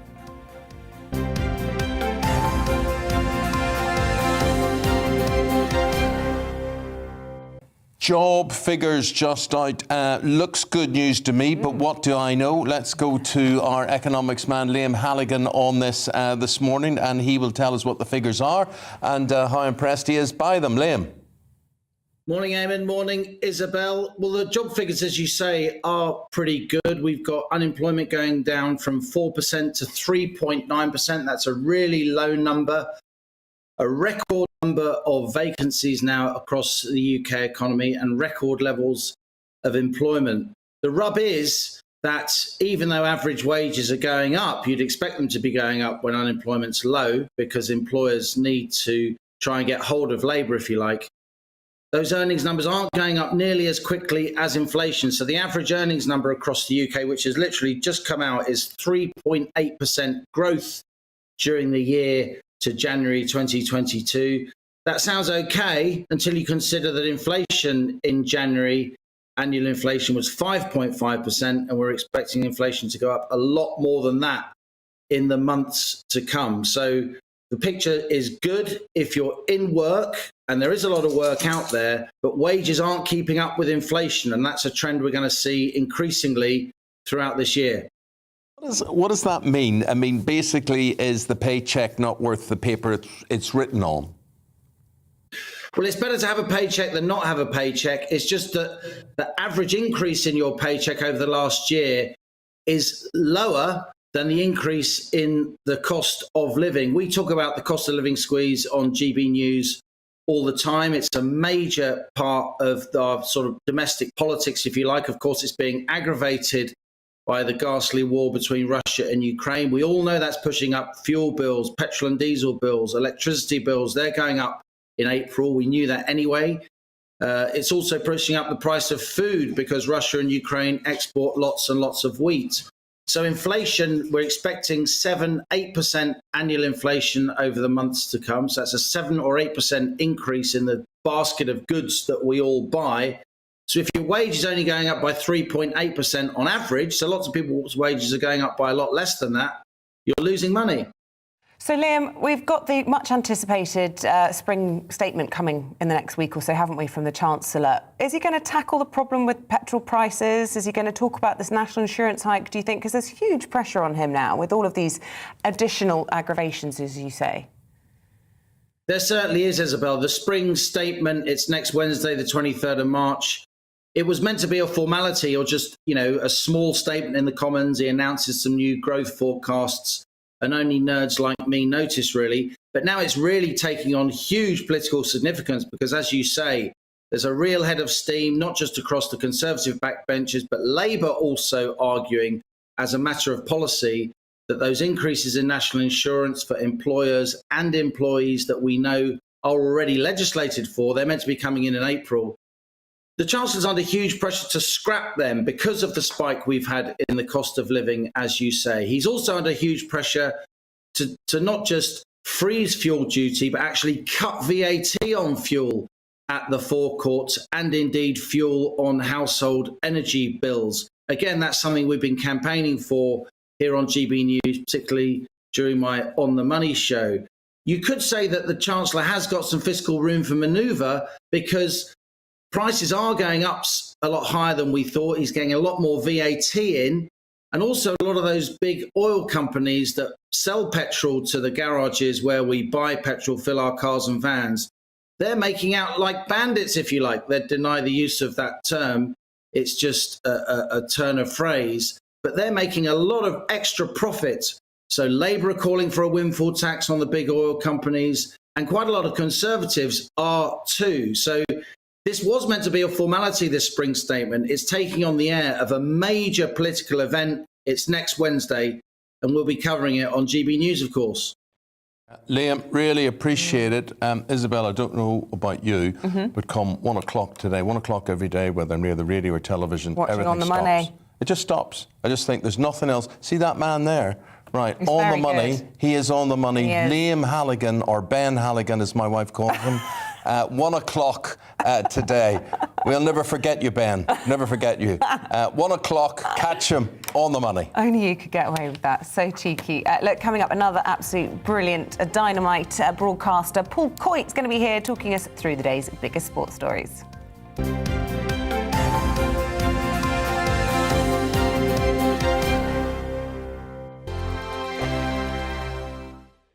GB News is the UK's home of discussion and debate from all perspectives. To stay up to date on the latest stories, make sure that you subscribe to the GB News channel right here on YouTube. You can watch us live 24/7 across the whole world. You can also check out exclusive content and catch up on previous episodes of your favourite shows. Every day, we ask the questions that you'd ask, so why not add your voice to the conversation in the comments section? Don't forget to subscribe. We are GB News, Britain's news channel. Every night at 11 on GB News, we bring you the next day's stories the day before. Basically like time travel. If it's a big story, we'll cover it, guaranteed. But we'll also have some fun along the way. Big opinions, big laughs. Sometimes big hair. This is Headliners, the paper review show that won't send you to sleep like the others will. 11 p.m, 7 nights a week. Join us.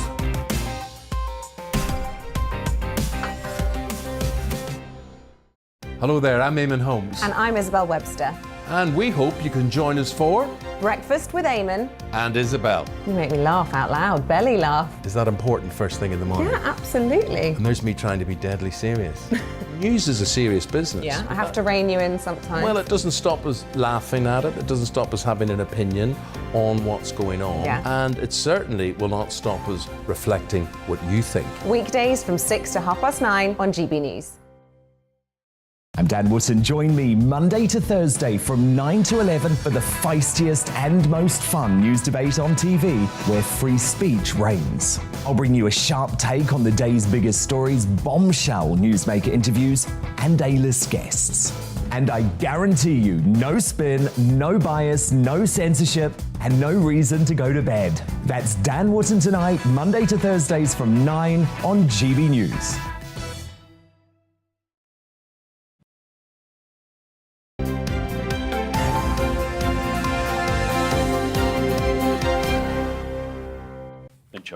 Well, it's the start of the Cheltenham Festival today, and we'll have to go there.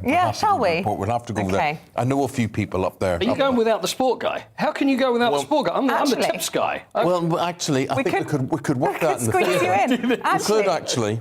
We could. Absolutely. But it is a big gathering of the Irish, and what have you got to say about Cheltenham? I've got to say about Cheltenham is that it's 2 years. There's been no crowds there for 2 years. Yeah. Last year, nobody at all. A couple of years ago, obviously, that's the reason that COVID spread. That was the reason. It was all down to Cheltenham. You were? Were you? Yeah. Did you have it at all there? No. Okay. No, Did you catch it afterwards? No. Okay. Well, this is the. I mean, there was a lot of. I mean, we're joking about it, but there was a lot of talk about that. It was. Yeah. And interestingly, there was another game that Liverpool were playing Atletico Madrid at the same time, which interestingly, you've got Man United playing that, but that's an aside. But Cheltenham, then, you've got the Cheltenham Roar. First time the Cheltenham Roar is going to be heard. The Cheltenham Roar, which is always the first race goes, everybody cheers. The moment the tape goes up, the horses go, everybody screams. That's the famous Cheltenham Roar that they say is louder than a jumbo jet if it flew over Cheltenham. Yeah. So that's how loud it's going to be. And as you mentioned, it's the Irish pretty much own Cheltenham. Yeah. So I think it was 23 out of 28 races were won by Irish horses and Irish trainers last year. Yeah. So hoping for a change, maybe? Well, all I'm trying to tell Isabel is it's very cold. It's always cold. Yeah, I'll But then I wrap sort up of warm. suspect you'll get yourself inside And on a stool. And perhaps with something to inebriate me. Keep the heat in. Yeah. That's what it is. Yeah, it's just something to warm the cockles. Right. Somebody won We need some racing tips. We need some racing tips. You know what? I have, and I've gotten to some people that I know and that are very reliable. But obviously, so this doesn't come back to me if these don't win. I just want to make that clear right now. So the champion hurdle. Yes. Everybody's talking about Rachel Blackmore winning the Champions Hurdle on Honeysuckle for the second year, who is the hot favourite. In fact, she's so hot favourite, I think it's probably you'd take money from, you'd have the bookmakers and probably place a bet with you. That's how hot favourite she is. But if you want to go somewhere else, Tia Hoopu is the horse. How do you spell that? Don't even ask. Tia Hoopu. Tia Hoopu. I think it's an island in Fiji or somewhere in Fiji, I believe, but I will give you the spelling later. Sounds like somewhere I should be going to. Sounds like a drink. Well, if you keep eating that much melon, I think you probably will. But Tia Hoopu, each way 9 to 1. Okay, How about let's have an each way 9 to 1. Each way. Right, that, This is funny. Neither of you will be here tomorrow should these things work. I mean, this is going to be the 450. How about the tide turns? There's a horse and it is. Tide turns. The tide turns. 6 to 1. So there's one. And one more for you, and that's the 530. I feel like Jimmy Young. It's like the Run Wild Fred. Oh. Run Wild Fred, which is 13 to 8. Okay, So I'm going tomorrow, so I'll take 13. the tips again tomorrow. So when you win with those, they will then see you okay for tomorrow, and then I'll have some tips for you tomorrow as well. Mate, in the Premier League, could the tide be turning? Could the tide be turning? I'm just saying, City dropping 2 points last night.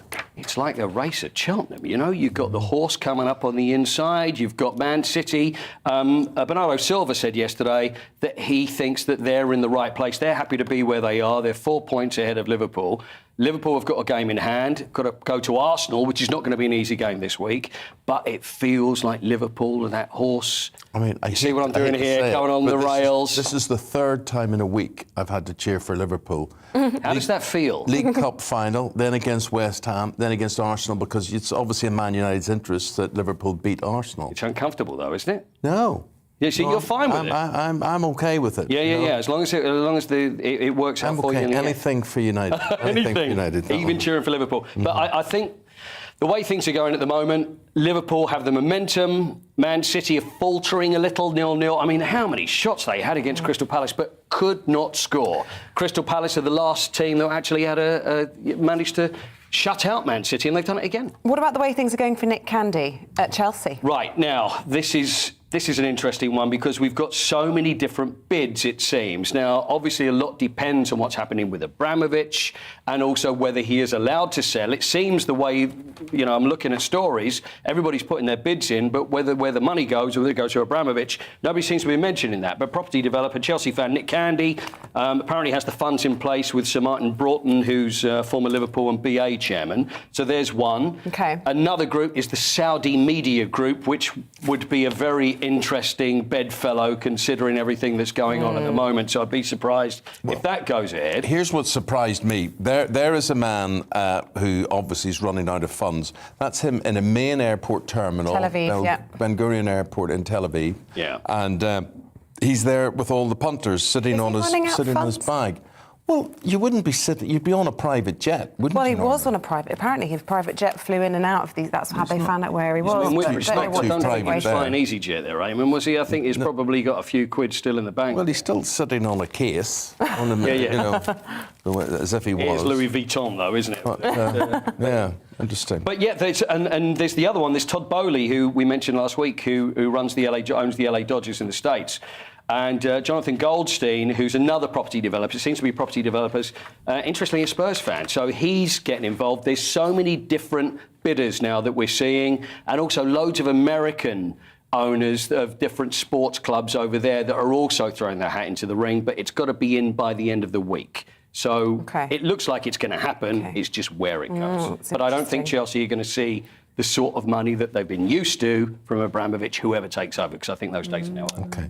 Look, we've got to leave it there, mate. Thank you very much indeed. Good luck with those tips, Eamonn, today. Not my good tips today, which just reminds me, I wrote them all down. So don't lose that. Here we go. Put that in your pocket. Right, that's gone into my pocket. I should mention, though, if I've got a second, I did want to mention, though, I don't know whether you saw the winner of Cameron Smith, who won the golf. yesterday. We did mention it, but he's got the most famous mullet. And I don't know whether you've seen the picture. I don't know whether you can see a picture of the mullet that Cameron Smith has. There we are. That's the winner of the That's a head of hair, isn't it? That really is. And there he was. He's a good-looking boy, anyway. 66, an incredible performance there by Cameron Smith. There he is, $3.6 million richer now with that money. Oh. Handsome man, very handsome. Handsome man is our Eamonn. With a lot of hair. But we're going to take a quick break. Thanks for that, Paul. We'll see you again same time tomorrow. In the meantime, we'll be back in a few Just looking, I haven't changed a bit. No, you really. haven't. Just lost the leg, thank God. Same weight, everything. There we are. The papers after this.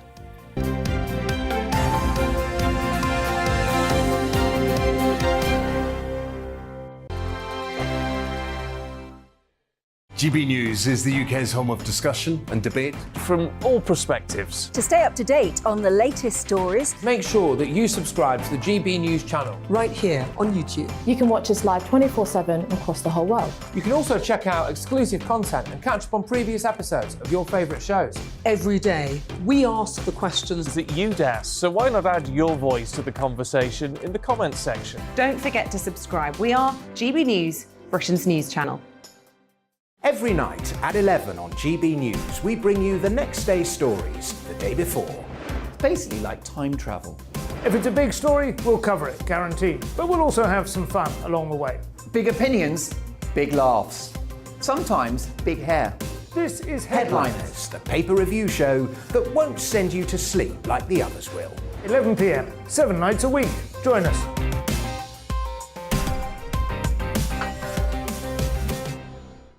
Hello there, I'm Eamonn Holmes. And I'm Isabel Webster. And we hope you can join us for Breakfast with Eamonn and Isabel. You make me laugh out loud, belly laugh. Is that important first thing in the morning? Yeah, absolutely. And there's me trying to be deadly serious. News is a serious business. Yeah, I have to rein you in sometimes. Well, it doesn't stop us laughing at it. It doesn't stop us having an opinion on what's going on. Yeah. And it certainly will not stop us reflecting what you think. Weekdays from 6 to 9:30 on GB News. I'm Dan Wootton. Join me Monday to Thursday from 9 to 11 for the feistiest and most fun news debate on TV, where free speech reigns. I'll bring you a sharp take on the day's biggest stories, bombshell newsmaker interviews, and A-list guests. And I guarantee you, no spin, no bias, no censorship, and no reason to go to bed. That's Dan Wootton tonight, Monday to Thursdays from 9 on GB News.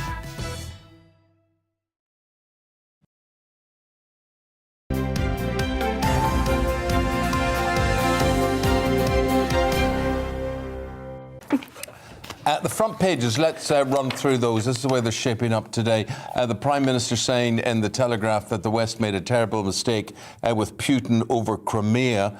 And the Times discusses the rush to take in Ukrainian refugees with the government's website crashing due to demand. Also picturing, as you can see there, Roman Abramovich in an airport. The Mirror leading on the 3 Britons killed in a Russian missile strike. And the Sun is leading on how the nation is rallying against Putin.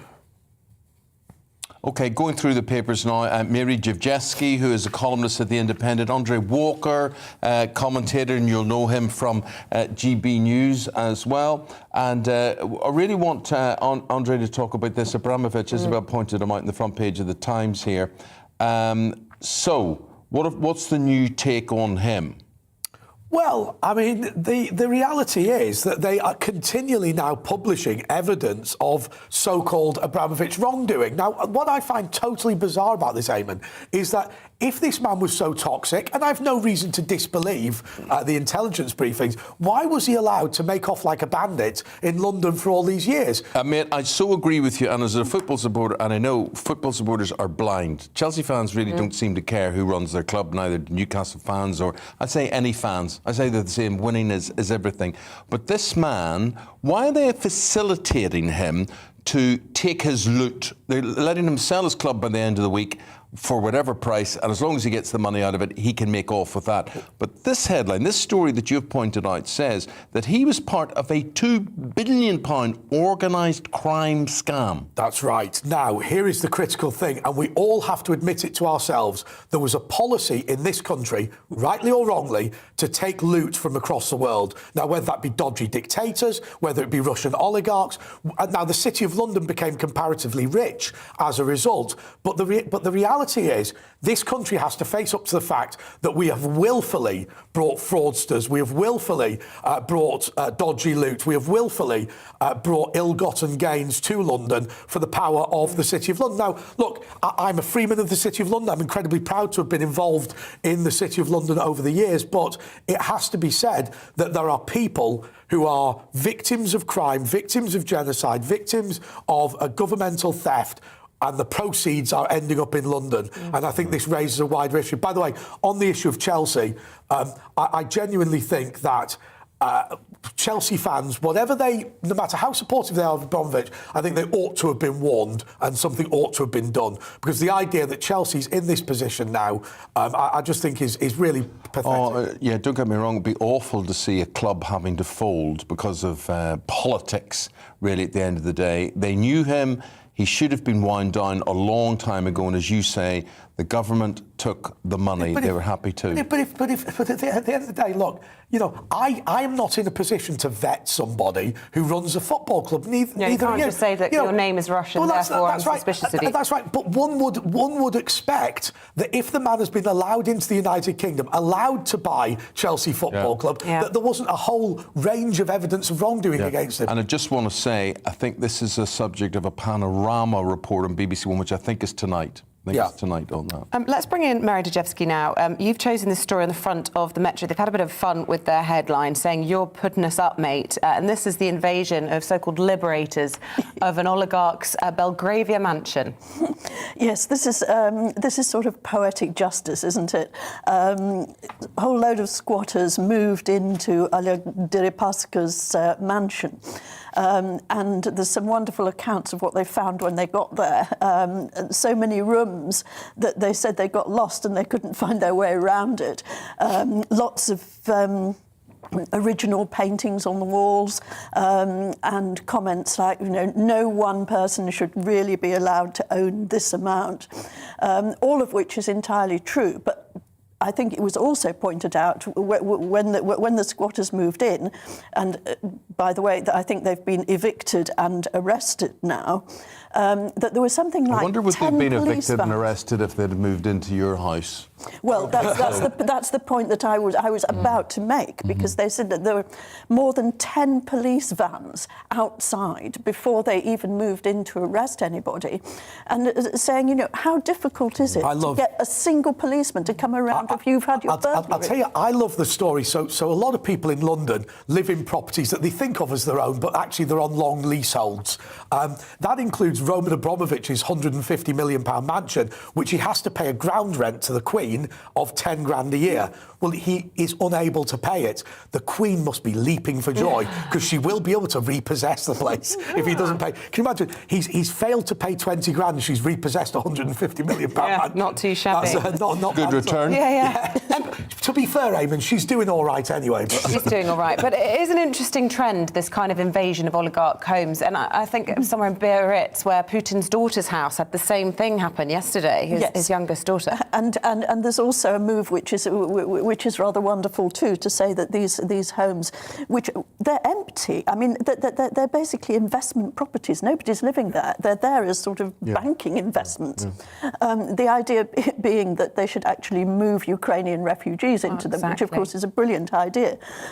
Whether this will actually happen. Well, Supreme irony, isn't it? We talked about Sutton Place yesterday in Surrey, which is all the staff have been sent home, and you know how many refugees you could house there. I don't know how many bedrooms it is, but I saw a mansion by a Russian oligarch on the TV. They wouldn't say who it was, but every year they spend £150,000 putting up Christmas decorations. He's never slept in it. Never been there. And the other thing is, you know, putting up Ukrainians in these places. I mean, it is money stolen from the Ukrainian taxpayer, the Russian taxpayer, the Armenian taxpayer in a lot of these cases. You know, these people are not exactly whiter than white, as we've now discovered. Andre, you want to talk about, this is the front page of the Express, and we're talking about former special forces from Britain volunteering for this conflict, or maybe they're paid mercenaries, but it hasn't ended well.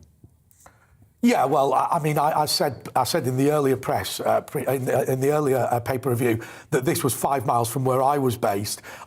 You know, there are a lot of people piling over, doing various things. I mean, my understanding about this base, though it appears to be a bit shadowy, that it was a distribution centre for equipment and also the base of the Ukrainian Foreign Legion. To what extent that's a real thing and to what extent it's a PR stunt, I don't know. But obviously, quote-unquote, ex-British Special Forces are there training local Ukrainians, and it's been hit. The critical thing about this, by the way, and this is part of the thing that I'm doing, Putin is going wild about the amount of aid, equipment and weapons coming in. It was a deliberate warning to the Poles. But, of course, all we did was sat on the other side of the border taking these lorries to bits, so he can see it from the sky. I think the concern is that he's potentially loony enough to whack our bases in Poland. You do? I think potentially, yeah. When you say our bases, you mean where all these utilities are, where the aid is going to, and with the aid, I mean, we could be talking about generators, which the government promised yesterday 500. Yeah, just to explain, because for people who didn't watch the earlier paper review, what I've been doing is going out there, but what we do is we take aid trucks, we set up distribution centres, put them into smaller vehicles to go over the Ukrainian border, but we shut our distribution centres 12 hours after we open them, just in case there's an airstrike. Good, very good thinking. Mary, we were talking about housing refugees in oligarchs' mansions, but let's talk about the government website that launched yesterday, crashed for a couple of hours because it was absolutely deluged with British people trying to open up the doors to their private homes. Really heartwarming story.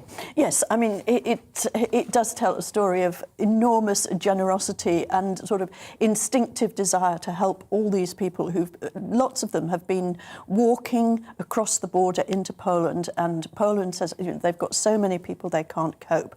I think the big question is whether you're actually going to have many, many more people volunteering to accommodate refugees in the UK than there are actually going to be refugees wanting to come.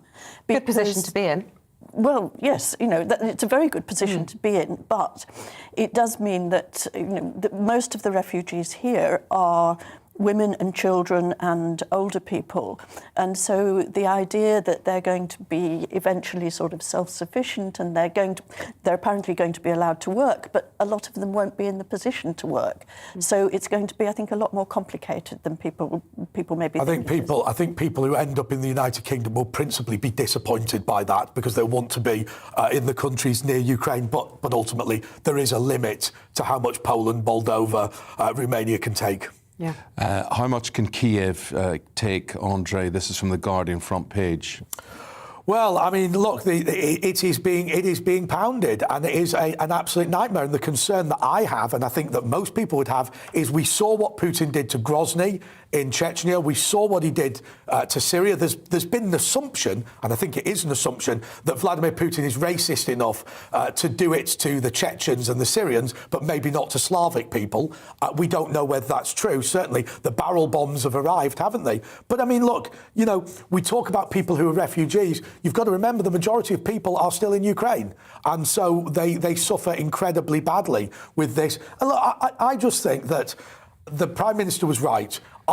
We have let this cheap schoolyard bully away with it for too long. The man's allegedly worth £200 billion. He's just a thief, he's a crook, he's a genocidal maniac. And when we allowed him to take Crimea, it's a critical mistake. I just feel it's like Hitler. The more you let him get away with, the worse it gets. How do we stop him then? Well, I think we are stopping him, to be fair. Let's just be clear, and I know everyone goes sanctions, but, he thought that we would not freeze the assets of the Russian central bank. 300 billion. The Nord Stream pipeline cancelled. Similarly, I mean, you know, he is furious at the amount of equipment that's coming in to Ukraine. You know, I mean, frontline forces have told me in Ukraine that don't send us any more gear because we've got that much. I mean, the Ukrainians javelin missiled the Russian parachute regiment. They all died day one. You know, this is a catastrophe for the Russian army. Now, that doesn't mean they're not going to level Kiev, but it is still a catastrophe. But China's becoming more and more crucial in all of this, isn't it? And this US intelligence was suggesting that Russia had asked Ukraine for military assistance. The Chinese embassy this morning has come out and said that that was malicious disinformation. In the last few moments, the UK Foreign Minister, James Cleverly, has been speaking, saying that he's called upon the Chinese to cease support they may have of Russia. And at the end of the day, as you say, this might be the end for Putin, but China has a key role in this. Yeah, I don't think it's fair to describe it as, and I know you didn't, the Chinese did, to kind of describe it as fake news, because look, Vladimir Putin has asked the Chinese for support. The reason it's been exposed by the Americans is to encourage the Chinese to say no, which that appears to have happened. But I mean, look, you've seen an increasing level of desperation. The Chinese, I don't think, will particularly get involved. But my concern is, can I use this word, the real wrong-uns are being sent into Ukraine. I mean, you know, the Chechen irregulars. These are people whose vetting status has rendered them ineligible to join the Chechen army. They're animals. And Assad's forces going in as well. They're the nasty squad. Mary, I just want to finish on this front page of the Telegraph where the Prime Minister says the West made a terrible mistake after Crimea in not dealing with Putin. It's like stating the bleeding obvious, really. It's like this report out today from Icelandic University saying people who have had COVID are likely to suffer long-term COVID. No. You know, it's the obvious. Of course, you were going to say something about Sherlock. I was going to say something about Sherlock, but I hate thinking. You know, I just say this to Boris Johnson. He wants to appear Churchillian. He wants to appear war leader. He's doing very, very well. Would he have done anything differently if he had been in power all those years ago? Well, no, because actually in 2014, what people forget, they're saying, well, there was no response. There actually was a huge response, and Russia was a pariah for 3-4 years, and people forget that. But also because there was an issue with Crimea that by far the majority of the population in Crimea is Russian and Russian-speaking. It's a military territory. So do you think if any deal is to be done in this present conflict, that Crimea will be an easy option to give to Russia? Well, of course, in terms of Ukrainian national pride, no, because they want to Ukraine within its previous borders. And it looks as though they're not going to get that. So, yes, Crimea is an easy... because everybody recognises that Crimea is actually not going to go back to Ukraine. But Ukraine will have to present it as a gigantic concession. Okay. Because it's a matter of national pride. But if you look at the United Kingdom, we've given referenda in Scotland for people to secede from the United Kingdom. I think you've got to accept that if there's a democratic vote for people to leave the country, they can leave the country. Guys, got to leave it there. Andre and Mary will be back in about 45 minutes' time. I hope you can be there to listen and watch them. Thank you very much indeed. Right, a little bit earlier on in the programme, we were talking about fast food. We know that things like McDonald's, Burger King might not be the healthiest options, but we've been talking this morning about some of those ready meals, perhaps from chemists, or some of the microwave ready meals are also full of sodium. Let's bring in Will Hollis to talk a little bit more about all of this. Good morning again to you, Will. Tell us what this new study has told us. Good morning. Yes, it's Salt Awareness Week, and that's a time when you're basically encouraged to eat less salt. Now, most of the salt that you might think you get in your diet is when you take it off of the table, whether it's rock salt or regular sprinkling salt, and you put it on your fish and chips or whatever your meal is. It's actually wrong. 75% of your salt in your diet comes from processed foods, and there's one that's been slipping into most people's diets, which is the attention of today's report as released by Action on Salt. The health experts there are saying that you should be really quite worried about the snacks that you get in your meal deal. Now, if you've never happened to chance upon a meal deal, it's where you get a bit of a combo of a sandwich, some crisps or a snack, maybe something that's chocolatey, something that's quite sweet. And sorry, that's just the tram going past. You can hear the brakes and just quite, that's the natural sound of Nottingham there squealing past. You'd also get a drink with it. It's often around the £3 mark. And from the study that's been released today, 70% of the different combinations contain dangerously high levels of salt. They also contain dangerously high levels of fat and sugar as well. And this is something that's really worrying a lot of health experts up and down the country. And I don't think it's one of the things that you naturally consider, the amount of salt in a sandwich and a snack that you might get on your lunch. You might think about the amount of fat, you might think about the amount of sugar. So I've been asking people out in Nottingham what they think about the amount of salt and whether they're really too worried about it.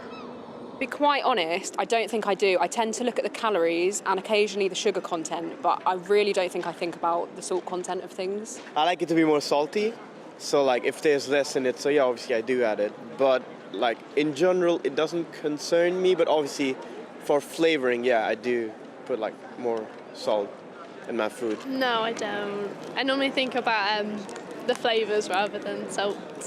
No, I don't think about that a lot.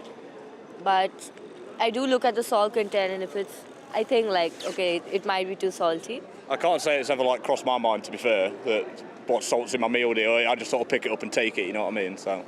And what about in other ways that you might live your life or work? When do you think about salt and what it might mean for food? Well, obviously in my career, I obviously think about salt all the time with me being a chef, working in a kitchen, so it's obviously necessary for me to think about it. But home cooking, it tends to be a little bit more casual. I don't really consider it too much, but you know, still to a certain extent, I suppose. I try not to, but obviously if I get chips or fries, it's obviously I kind of want more salt because I'm more of a salt guy. But yeah, salt's not great, is it? I always try to buy health food, like not like, you know, like the fry stuff, because in the meal deal you can buy some fruits like apples or some grapes, so I always try to buy a little bit of fruit just to feel a bit better with myself, I guess. And with the average person eating 2 grams more of salt than the recommended daily amount, there's a real worry that taking too much salt into your diet could cause things like high blood pressure, strokes, and of course heart attack. That's the biggest killer of people in Britain. So this week, when you are thinking about the type of food that you might be getting on your lunch, just be maybe a bit more careful with the amount of salt that might be in your ready meal. Well, thank you very much indeed. John says, well said, Eamonn. On this, you're right. The important medical issues are ignored by the government, who are ruled by the big food companies, the food industry on this one. Poppy, great name. She says, more salty snacks equals more happiness. And Amelia says, my husband and I are big fans of all sorts of salty things. However, after the report from your journalist, Will Hollis, we will now look at how to make our diet healthier. It is concerning. Look, see, we're having an impact on people's health. Yeah, on the way they're thinking. Margaret informs us that some airlines actually offer low-salt meals if you book ahead. She said her husband used to pour a pile of salt on his plate and dip his fork full of food right into the salt. But he's now been weaned off it. He doesn't even have a salt shaker at home anymore. He says he doesn't miss it. William says, I just eat what I want. I get sick of being told what's good and bad. I have a sandwich every day with either chicken or ham, which is delicious. I never miss lunch, and I always have a few hobnobs to brighten my day. Yeah. Fair enough, William. William, you'll die probably very quickly, but at least you'll be happy. Bear that in mind. Right, have we got time to go to Tom Harwood quickly now? Right, well, let's bring in Tom Harwood. He's our political correspondent. Joins us in the studio now to talk about a busy week for the Prime Minister. He's been hosting a huge number of leaders at Chequers for the last couple of days, and then he's flying off to Saudi Arabia. A controversial trip, but he's saying he's got no alternatives given the crisis. Well, certainly. Of course, there's a huge issue here domestically with regard to the knock-on impact of what's going on 1,000 miles away. Sometimes the conflict can seem fairly remote, but of course, as we've been discussing for weeks now, the impact that it's having upon households, upon the cost of living, will be significant. Of course, energy bills were already rising, but now with the United Kingdom committing to cut out Russian oil from imports by the end of the year, and the European Union cutting out oil and gas from Russia by the end of the decade, there's going to be a scramble for supply elsewhere. So we're expecting the Prime Minister to be engaging with leaders of Saudi Arabia, the UAE, Qatar, these sort of countries in the coming days, and to try and spur on extra production from that part of the world. But of course, that brings with it all of these moral problems as well. We're turning away from one despotic regime and potentially towards several others. Gosh, difficult decisions when you're Prime Minister, aren't there? Good. Thanks for that little summary, Tom. We'll have more from you a little bit later in the programme. OK. With that, we're going to take the break, and we're back at the top of the hour with the very latest after the weather update. Good morning. Definite signs of spring this week. A bit chilly out there again first thing this morning, but by this afternoon feeling fairly pleasant with some sunny spells. There's some fog around this morning also. That'll take a few hours to clear away. There are weather fronts surrounding the UK, but not many of them today providing much rain. This one is approaching the northwest, and we are going to see some soggy conditions and windy conditions too across the Western Isles, and that rain will trickle further across the Highlands and into the west of Northern Ireland, but probably not reach Belfast until this evening. The rain probably not reaching Glasgow until this evening as well. So much of Scotland, certainly most of England and Wales, dry and bright today, and with plenty of hazy sunshine. Feeling pretty pleasant by this afternoon. It is a chilly start. It'll take a few hours for the fog patches to clear, but look at those temperatures. 13 in Manchester, maybe 16 in London, 15 in Cardiff, 9 or 10 in Glasgow and Belfast, and we will see that rain just trickling in here during the course of the evening time, eventually spreading towards Edinburgh also. And at the same time through tonight, the threat of some showers coming up from France with more cloud around as well. It's going to make for a different day on Wednesday. It means it won't be as cold first thing in the morning. Some pockets of frost across the northwest where we see some clearer skies. So for Northern Ireland, certainly the west of Northern Ireland, the Highlands of Scotland, tomorrow will be a brighter day with some sunshine, just 1 or 2 showers. Elsewhere, a lot more cloud around on Wednesday, and there will be some outbreaks of rain that could be quite heavy, particularly over eastern parts of England through the course of Wednesday. A very soggy day here for some, as we see that weather front pushing up, bringing warm air. So again, we could easily be in the teens. If we see some sunshine, 16 or 17. But further west, brighter, not as warm, but we are looking at more sunny skies for the rest of this week. There'll be some showers across Scotland and Northern Ireland on Thursday. But once they're out of the way, lots of sunny spells and temperatures widely in the teens.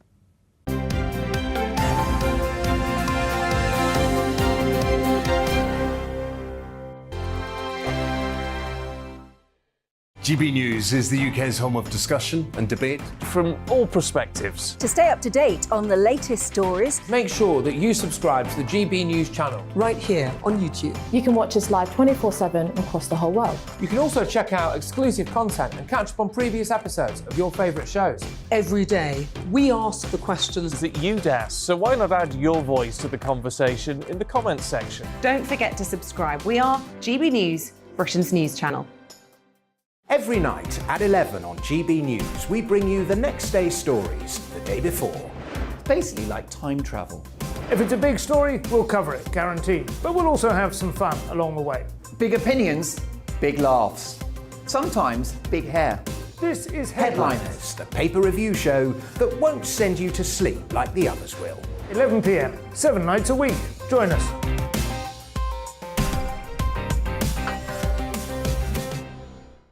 Hello there, I'm Eamonn Holmes. And I'm Isabel Webster. And we hope you can join us for Breakfast with Eamonn and Isabel. You make me laugh out loud, belly laugh. Is that important first thing in the morning? Yeah, absolutely. And there's me trying to be deadly serious. News is a serious business. Yeah, I have to rein you in sometimes. Well, it doesn't stop us laughing at it. It doesn't stop us having an opinion on what's going on. Yeah. And it certainly will not stop us reflecting what you think. Weekdays from 6 to 9:30 on GB News.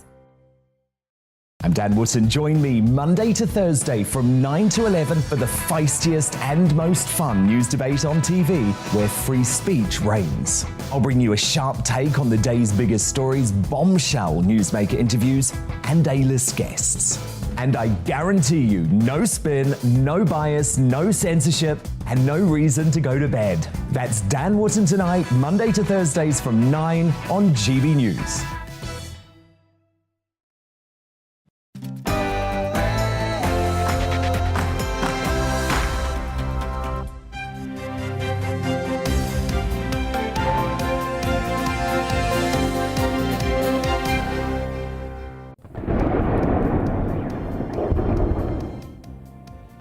A civilian nightmare unfolds in Kyiv as bombs and missiles targeting residential areas rock the city. Good morning. It's 8 o'clock on Tuesday, the 15th of March. This is Breakfast on GB News with Eamonn and Isabel. We're live right around the world on TV, on radio, online, with our app. Here's what's leading the news this morning. The brutal bombing of Kyiv continues as Russian forces edge closer to the capital. Ukraine's defence minister has compared it to a frame from an apocalypse movie. Boris Johnson has written that the West made a terrible mistake not punishing Vladimir Putin for his annexation of Crimea. We'll speak to former Foreign Secretary David Owen. Meanwhile, a government website crashed due to the volume of Britons offering to open their homes to Ukrainian refugees. Around 44,000 people volunteered in 6 hours under the government's Homes for Ukraine scheme. If you're getting a sandwich on your way to work today, be careful because you might be eating well over your daily recommended salt intake. Well, we'll find out which meal deals are the worst a little bit later on in the programme. And a lot of you have been talking about your meal deals. A lot of you don't believe that salt is unhealthy. I suppose it's like everything else. It has to be in moderation. But by and large, additive salt is only there really to preserve food. Yeah, exactly. So if you want an apple, don't buy it chopped up and on a shelf for 6 days. Eat a fresh one. Would they put salt in that? Yeah. On apples? Yeah. It's all full of sodium. I don't know, I might have made that up. Half of it. You don't know the half We'll get to the bottom of it with Will Hollis. Join in. GB Views at GB News, please do. And or you can tweet us at GB News.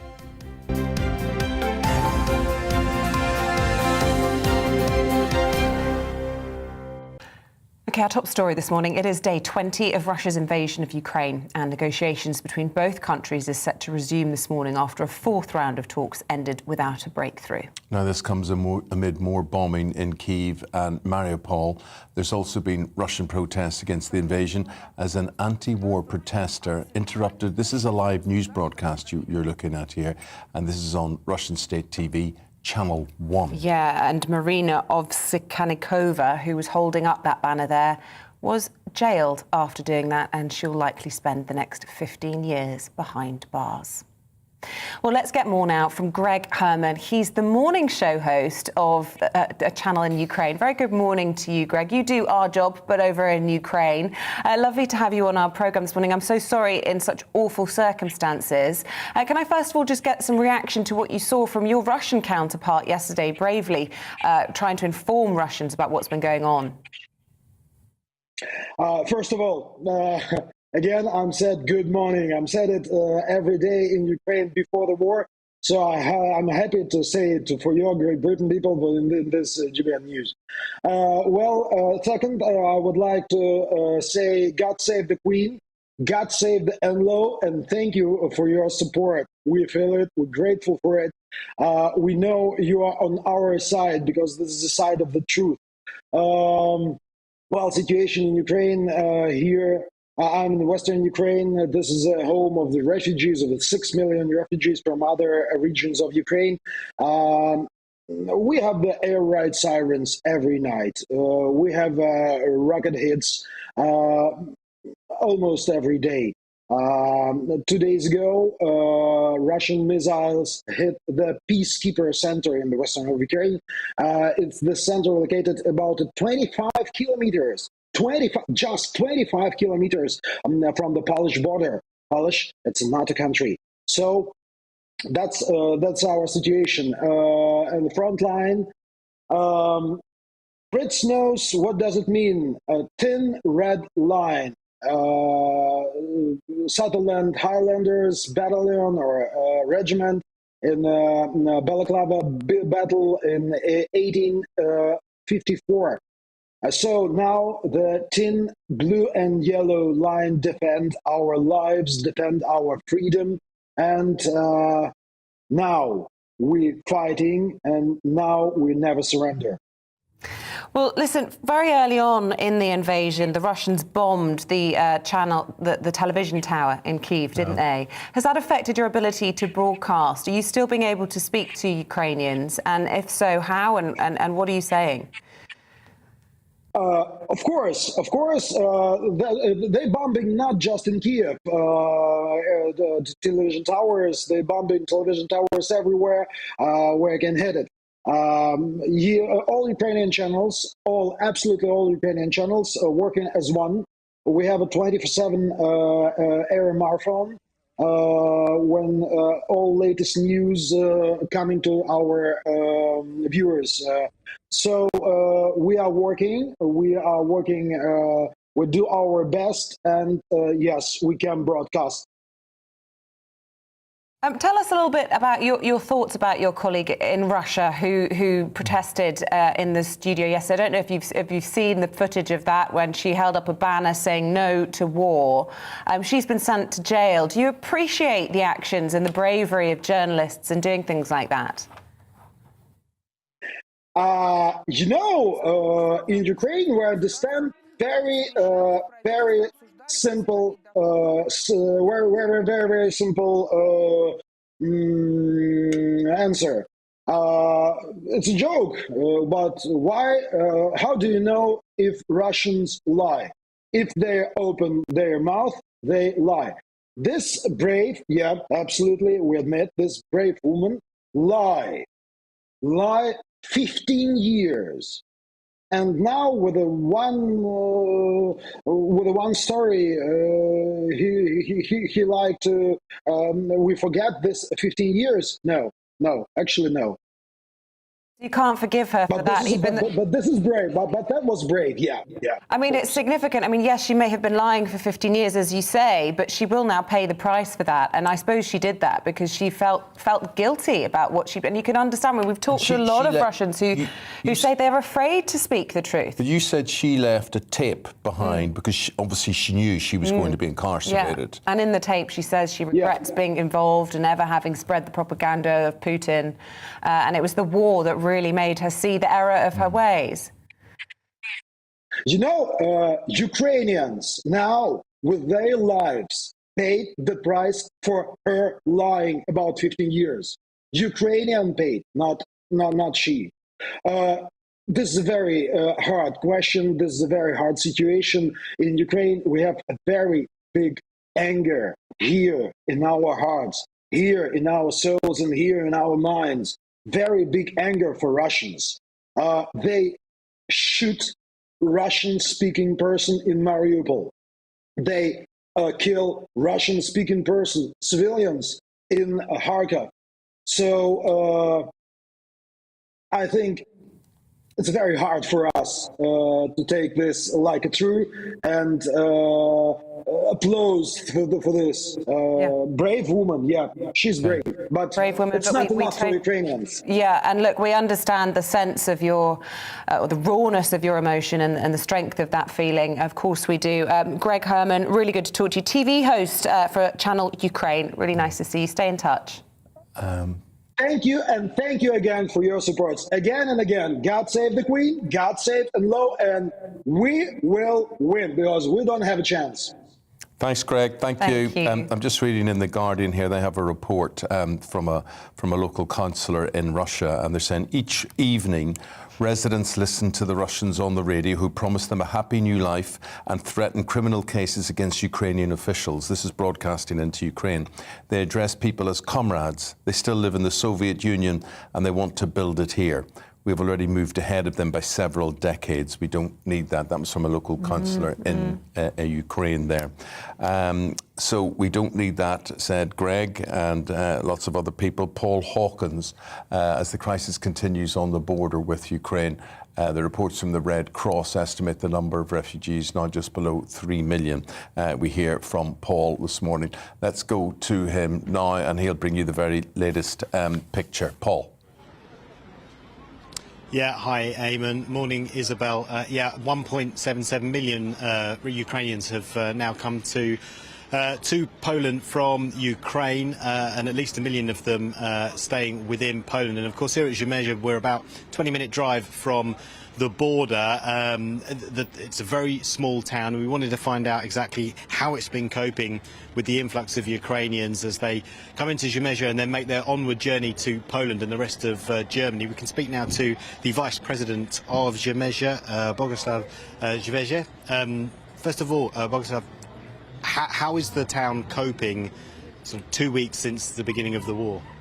Generalnie jakie były zmiany w tej pracy miasta przez ostatnie dwa tygodnie? Znaczy, wybuch wojny doprowadził do tego, że musieliśmy tak naprawdę zmienić garnitury na stroje bardziej dla nas wygodniejsze, bo na co dzień chodzimy w garniturach jednak.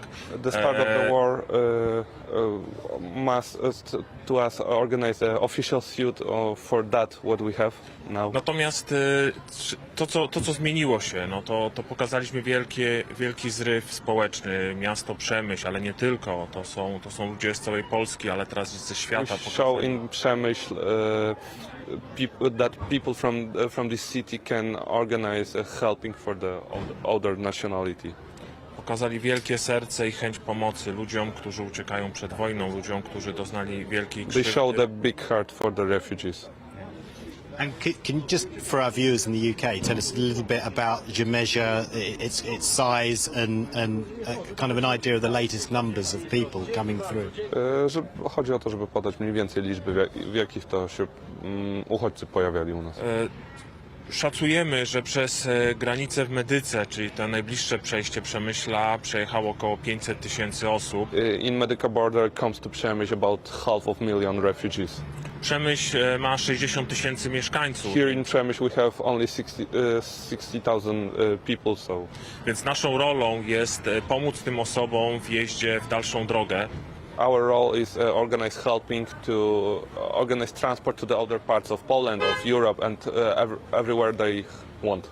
My tym osobom zapewniamy ciepły posiłek, ciepły napój, wyżywienie na dalszą drogę. We organize something hot to eat, hot to drink, and foods for the other parts of the where they're going. Mamy też 3000 miejsc noclegowych w Przemyślu. We have 3,000 places for sleeping to accommodate the refugees. I w tych miejscach pozostawiamy osoby, które nie mogą już dalej jechać, są bardzo zmęczone.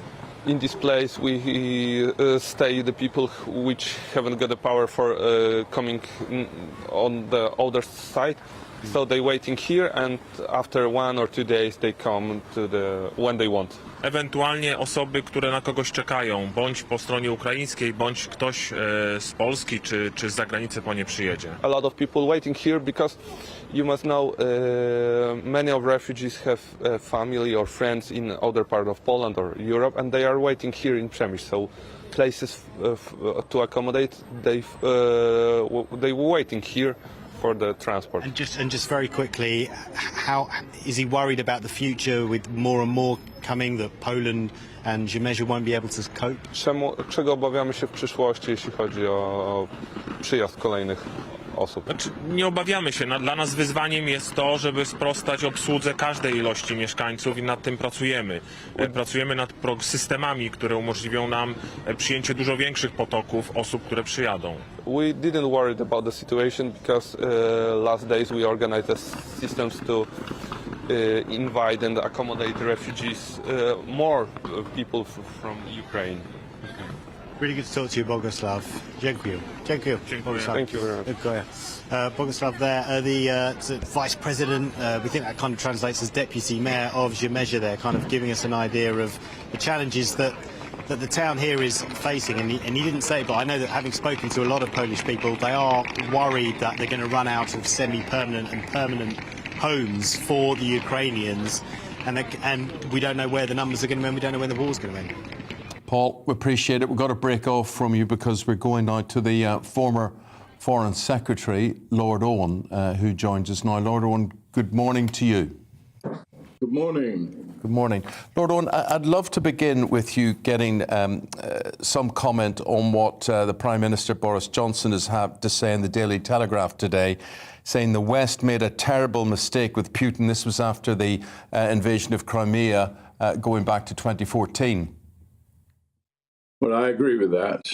I was in business in Russia when this happened, and I started to get out and left Russia because I believed a country that could invade in that way was not one you could do business with, and you get sucked into their politics. But previously, I'd been there for 20 years and doing successful business and watching a transformation of Russia, and first of all, Gorbachev, and then under Yeltsin. And there was a tremendous mood of optimism. And let's face it, at one stage it looked as if Putin would be carrying on that modernization and even looking at the question of whether Russia should join NATO. Well, Lord Owen, as Eamonn says, Boris saying we got it wrong in 2014. Are we getting it wrong today? Of course, his great hero, Churchill, famously said, an appeaser is one who feeds the crocodile, hoping it will eat him last. I don't think we are getting it wrong. I think NATO is acting extremely well.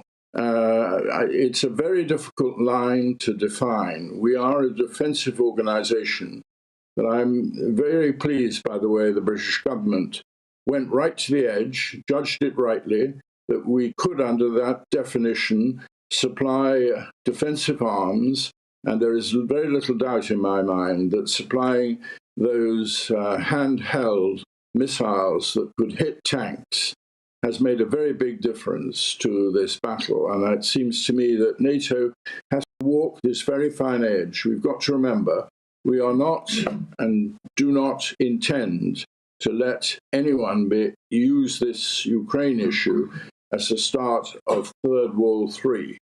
And be very careful here. Putin has shown a different attitude to nuclear weapons than any other leader, going right back to Stalin. He seems to think you can use nuclear weapons in a tactical way. You cannot. Once you start a nuclear exchange, it very swiftly moves from tactical to strategic, and you're into a really major war. Absolutely here, would you say? Do you think he's a tactical man, a strategic man, or a madman? I don't think he's mad. I think it's a great mistake to consider that. But I do think we have to look very clearly at what appears to be that he has got something going on there. You look at his face and the way it has changed, and it looks to me as if he's been on either steroids for some illness that he may have, or he, like many bodybuilders, has got onto anabolic steroids. Anabolic steroids are addictive and very strongly linked to aggression. So we don't know what he's on, but his behavior has been odd. And during COVID, he was deeply isolated. There's a lot of hubris in his character, but that's common with many leaders. So we have to watch very carefully, and we must not always assume that he will act rationally. You, in your actions doing business with Russia, you said there back in 2014 or so, you realised pretty quickly that the Russia that was evolving was not the Russia of Gorbachev or Yeltsin. This was a Russia that you could not do business with. Well, how, Lord Owen, did we end up allowing Vladimir Putin to control gas and oil supplies into Europe? Who thought that was a good idea? Well, by and large, I don't want to make too much of this. The UK has found itself in a much better position. Most of our energy like that comes from Norway. We also have got some supplies of our own. The big mistake, I think it was the Cameron government, was to give up the under the North Sea in the caves that you've been getting oil and others. We also had a very large reserve supply, and we gave up that in a very, very foolish decision. We've got to stop our politicians taking shortcuts in this present type of world, and we've been living in it actually for many, many years. You have to be as self-sufficient as you can. And this is one of the reasons that I think we are going to have to look at the energy policy. But the really important thing that has happened just in the last few days, really, is the change of attitude in Germany. Germany was, after all, having a second pipeline under the Baltic Sea, and a lot of people in the world criticized them. They were completely oblivious to criticism. This new coalition government has said that that is suspended. They have realized we are in a completely new order of politics. They're increasing their defense spending, and they are now supplying defensive weapons when they blocked other NATO countries in the Baltics, supplying them because they were German in origin to Ukraine. So the biggest, richest, and in many respects in this part of Europe, the most important EU country is behaving very differently, and it's a very great tribute to their new political cabinet, new government, that they are prepared to reassess and become now a fully engaged NATO member. And but meanwhile, our government under Boris Johnson says we continue on course for net zero green policies. And I was just wondering, from your point of view, what could happen post-Putin, however that may happen? You talked about there was a whole new world, there was a whole new sense of optimism with Gorbachev and Yeltsin. Could we go back to that? Is there a likelihood of that? None of us seem to know what the alternatives are in Russia. I think we must get out of the habit of linking Putin with Russia. He is, of course, in control, but he has increasingly used autocratic methods. Russia is no longer the democracy that it looked as if might emerge post-Yeltsin. And there was optimism of Putin in the early years. I don't believe this view that Putin has been irrepressibly evil throughout his whole life. I don't think that. I think there was a change in the man. And I think it's pretty clear when it started. When he gave up being president and allowed a colleague, Medvedev, to become president from 2008 to 2012. When he came back into power, pushed Medvedev aside, we were dealing with a different Putin. He was very angry with the United States, who he believed under Hillary Clinton, when she was Secretary of State, and the CIA intervened in that election. I think there's some evidence they did. He then started to move very aggressively into public relations and activity in the United States, formed a strange link with Trump, which nobody really understood, and started to become more aggressive. And progressively, he has shown this aggressive side to his nature, and then this aloofness during COVID, and, this ridiculous business of seeing heads of state like Macron, who kept on going to Russia on this long, long table. Then we saw him having a very aggressive conversation with his security chiefs and humiliating them. And that's another feature of a personality change, when you have contempt for others. And there's no doubt he has developed that too. All are dangerous signs. We're almost out of time, but I can't finish the interview without mentioning China in all of this. US intelligence, which we've been hearing from commentators this morning, have been so accurate throughout the whole of this invasion, have indicated that Russia has requested military support from China. The Chinese embassy in London denying that this morning, describing it as malicious disinformation. Yet the government coming out this morning urging China to make sure that they don't supply Russia with weapons. There's a lot of pressure building on Beijing, isn't there? Yes, there is. And it's very interesting that very early on, when the debate took place in the Security Council, China, which also has the veto with Russia, did not vote against, did not exercise the veto, and abstained. And I think there are signs that China has had a wish to treat Ukraine differently. They trade with the Ukraine. It's on one of their silk routes. They want their wheat, they want their goods, and particularly agricultural goods. I'm not convinced that Xi, the president of China, is quite so deeply committed to Russia as some people think. That doesn't mean he's going to come out in opposition formally. So I think it's very unlikely that he would supply arms. I'm not convinced that Russia needs arms. They have a massive arms industry, and this war has only run for 3 weeks. I'd be very surprised if they're short of supplies. I think what they want from Russia is an identification with their cause. They want them to be proven allies, particularly now that we've got NATO under Biden's leadership. And I must say, I think with Boris Johnson's full support, Britain has shown the advantages that we have had of being free from membership of the European Union. It allows us to give wholehearted commitment and serious money to NATO. And I think that we have increased our defence budget over the last 2 years. I'm afraid it's going to be tough on the Chancellor, who clearly wants to move it on to bigger economic questions. We are going to have to increase defence, and that's going to have to be paid by all of us. I hope rather more by me than those who are poorer. Well, absolutely fascinating listening to your analysis, Lord Owen, and your opinions.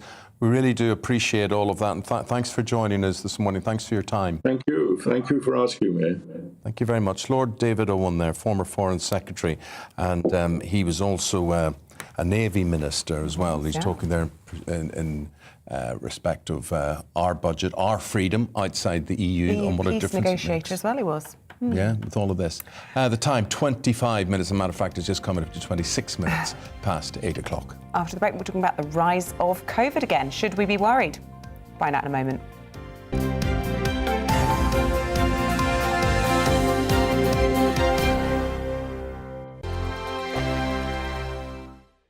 GB News is the UK's home of discussion and debate from all perspectives. To stay up to date on the latest stories, make sure that you subscribe to the GB News channel right here on YouTube. You can watch us live 24/7 across the whole world. You can also check out exclusive content and catch up on previous episodes of your favourite shows. Every day, we ask the questions that you'd ask, so why not add your voice to the conversation in the comments section? Don't forget to subscribe. We are GB News, Britain's news channel. Every night at 11 on GB News, we bring you the next day's stories the day before. It's basically like time travel. If it's a big story, we'll cover it, guaranteed. But we'll also have some fun along the way. Big opinions, big laughs. Sometimes big hair. This is Headliners, the paper review show that won't send you to sleep like the others will. 11 p.m, 7 nights a week. Join us.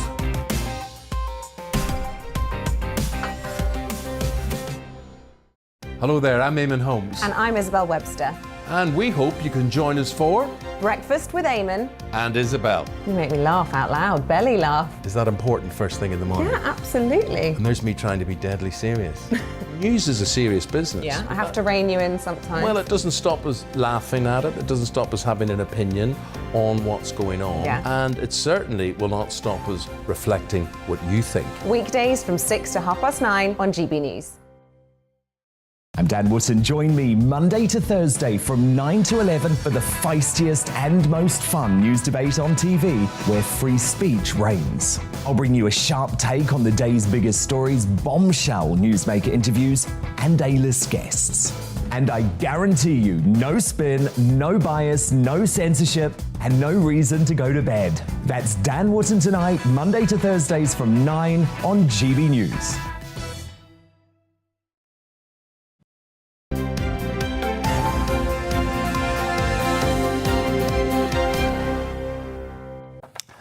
Look, just with all of this, you know, people come out with these things. They say, well, funny, nobody talks about COVID now, you know, it's as if it's not important. Well, Guess this. what? COVID cases are rising across the UK, and this is for the first time in weeks. The figures are 25 people, 1 in 25 people, right, infected. Yeah, that's according to the latest data from the Office for National Statistics. Let's talk to a professor of microbiology at the University of Reading, Dr. Simon Clark, friend of the show. Lovely to see you this morning. Very good morning to you. Good morning. Look, the Health Secretary Sajid Javid trying to allay fears yesterday, saying that this wasn't a cause for concern, but cases doubling in a week. Lots of people will be worried. I think what the Health Secretary means is that there aren't a huge amount of people being admitted to hospital because they need treatment for their COVID. And that really is when we would need to start to be concerned. In other parts of the world, that is being seen, presumably because there's a relative lack of vaccination compared to what you'd normally get in the UK. So I think our overall population-wide immunity is giving us a decent amount of protection that's stopping these hospitalizations from happening. 2 years ago, the Cheltenham Festival was derided and blamed for a big spread of the virus. I'm going to the Cheltenham Festival today.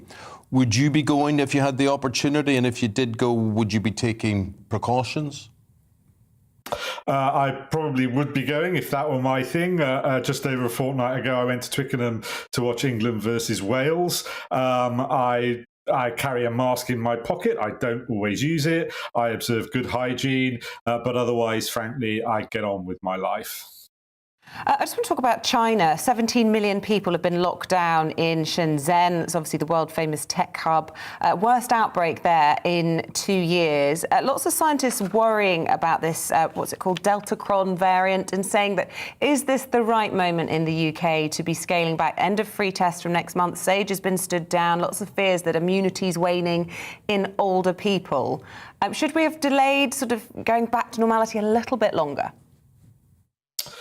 Well, it's a judgment call about whether or not we should have delayed going back to normal. I do think the government has been quite hasty, perhaps a bit too hasty, with the rolling back of the testing infrastructure that we had in place in the UK. But there were some key demands from some government backbenchers that we should stop looking for the virus, and therefore I think they thought it would go away, or at least it would go away in people's minds. So I'm kind of concerned that that's why that infrastructure has been rolled back. I do think it's important to keep that in place so that we can bring any flare-ups, if I can put it that way, under control relatively quickly. Doctor, any opinion on this study from the University of Iceland, which is reported today, and they're talking about the effects of long COVID, and they're saying basically people who have had COVID may have more difficulty with a number of things as they get older, but particularly their mental health in the short term. I thought that's a bit of an obvious thing to say, really, because I mean, if you're sick, no matter what you're sick with, and you're bedridden or you suffer after effects, of course it's going to affect you mentally. Well, yes, but of course, if it affects people, it affects people, and it's as a consequence of having the infection. And there is still an awful lot to learn about long COVID. And it will take us years to get a handle on it. If people have got mental health issues because of an infection, then they've got mental health issues, and that's a sad thing. But we've still got a lot to learn about this. Thanks, Doctor. Really appreciate that. Dr. Simon Clarke is a professor of microbiology at the University of Reading. We say goodbye and good morning to you. Thank you very much. Stay with us on Breakfast. After the break, we're going through the papers with Andre Walker and Mary Dejevsky for one last time.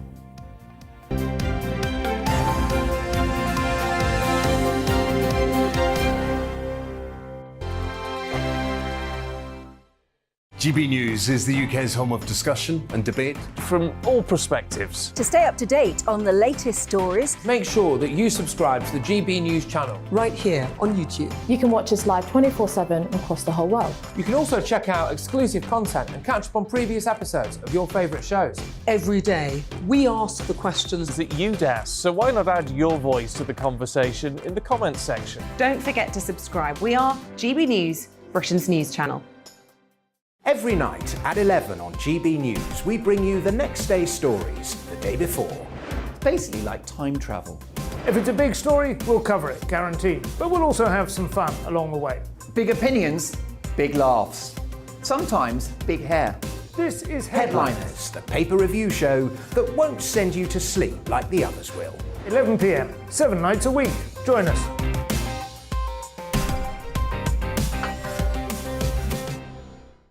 Hello there, I'm Eamonn Holmes. And I'm Isabel Webster.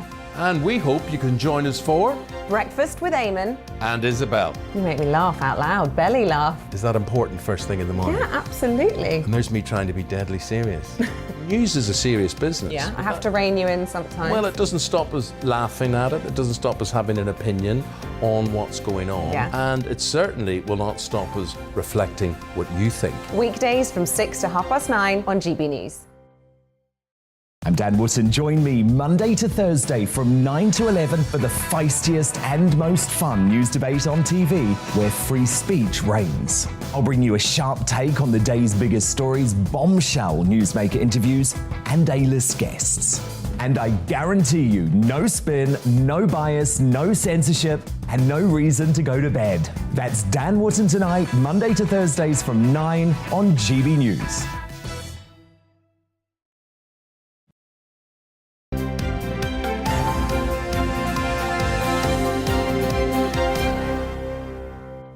Okay, let's take a look at some of the front pages that you're waking up to on this Tuesday, beginning with the Daily Telegraph. This got a big interview, which is significant for many of the news stories today, from the Prime Minister, saying that the West made a terrible mistake over President Putin after Crimea. The Times discusses the rush to take in Ukrainian refugees, with the government's website crashing due to demand, and it also is showing the picture, as you can see there, of Roman Abramovich pictured at Tel Aviv airport. The Mirror leads on the 3 Britons killed in a Russian missile strike. Well, let's go through the papers this morning. We're joined one last time by former Moscow correspondent and current columnist for The Independent, Mary Dejevsky, and joining her is political commentator and regular on the show, Andre Walker. Andre, let's start with you. Grant Shapps, delighted to announce yesterday that travel restrictions are to be fully removed as of Friday. A big boost ahead of Easter holidays. It has been a total nightmare, hasn't it? I read the rules. They seem to be completely incomprehensible to me.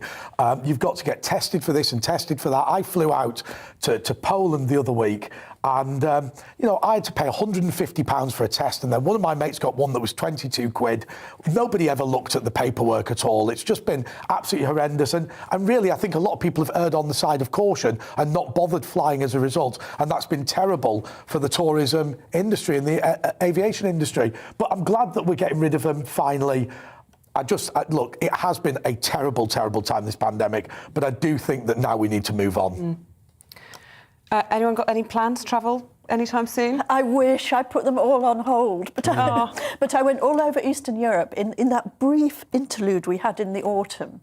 I went all over Eastern Europe, and the spectacular thing was that every country had slightly different rules. Nightmare. Yeah. And Ukraine had this brilliant rule that you had to sign up for a special insurance policy in case you got COVID when you were in Ukraine. Because they weren't going to pay for you. When you went into when you filled in your personal locator form, they had a special little link, and it said, "Have you got insurance?" If you said no, they said, "Right, cross over to get your insurance." Imagine that happening here. Imagine, and then they asked us for insurance to use the NHS. Do you know, funnily enough, I went to South America and I flew on my own, and my mates flew separately. And every time I looked at a border guard, there was another piece of paper for $10. And I kept all these pieces of paper that I'd signed or whatever. And when I got to the hotel, I showed my pile to my mate, and he showed me his pile. Completely different, right? Basically, just every border guard had come up with their own fake form, and I'd been done for about 150 quid. Well, thank goodness to see the back of them. Now, would that make you think, Isabel, come the summer, you can make plans with confidence? Yeah, but we persevered all the way through, and we made plans. We were in Portugal twice when the rules actually changed when we were there. The hassle involved. Yeah, complete nightmare. Lots of stress, but we persevered, but we'll continue. Yeah, we'll continue. Good.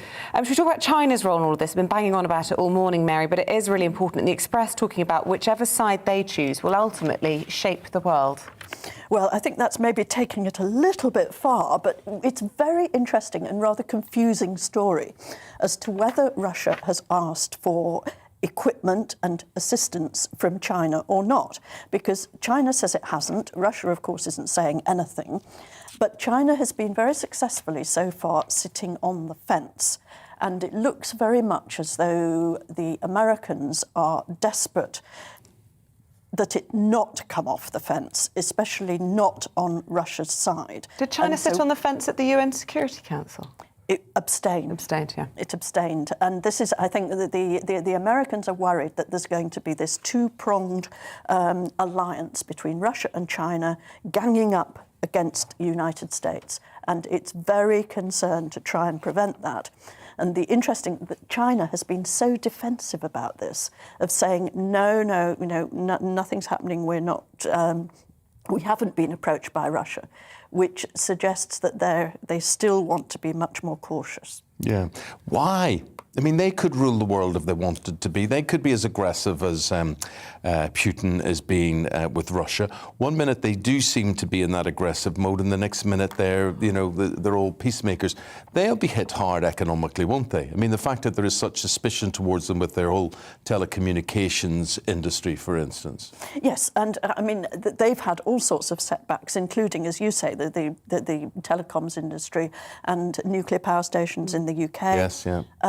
And it's been very interesting to watch. China can sit back at the moment and relax a little bit because all the pressure from the West is on Russia. Suddenly, we'd forgotten about Russia. Now it's Russia in the frame, and we've forgotten about China.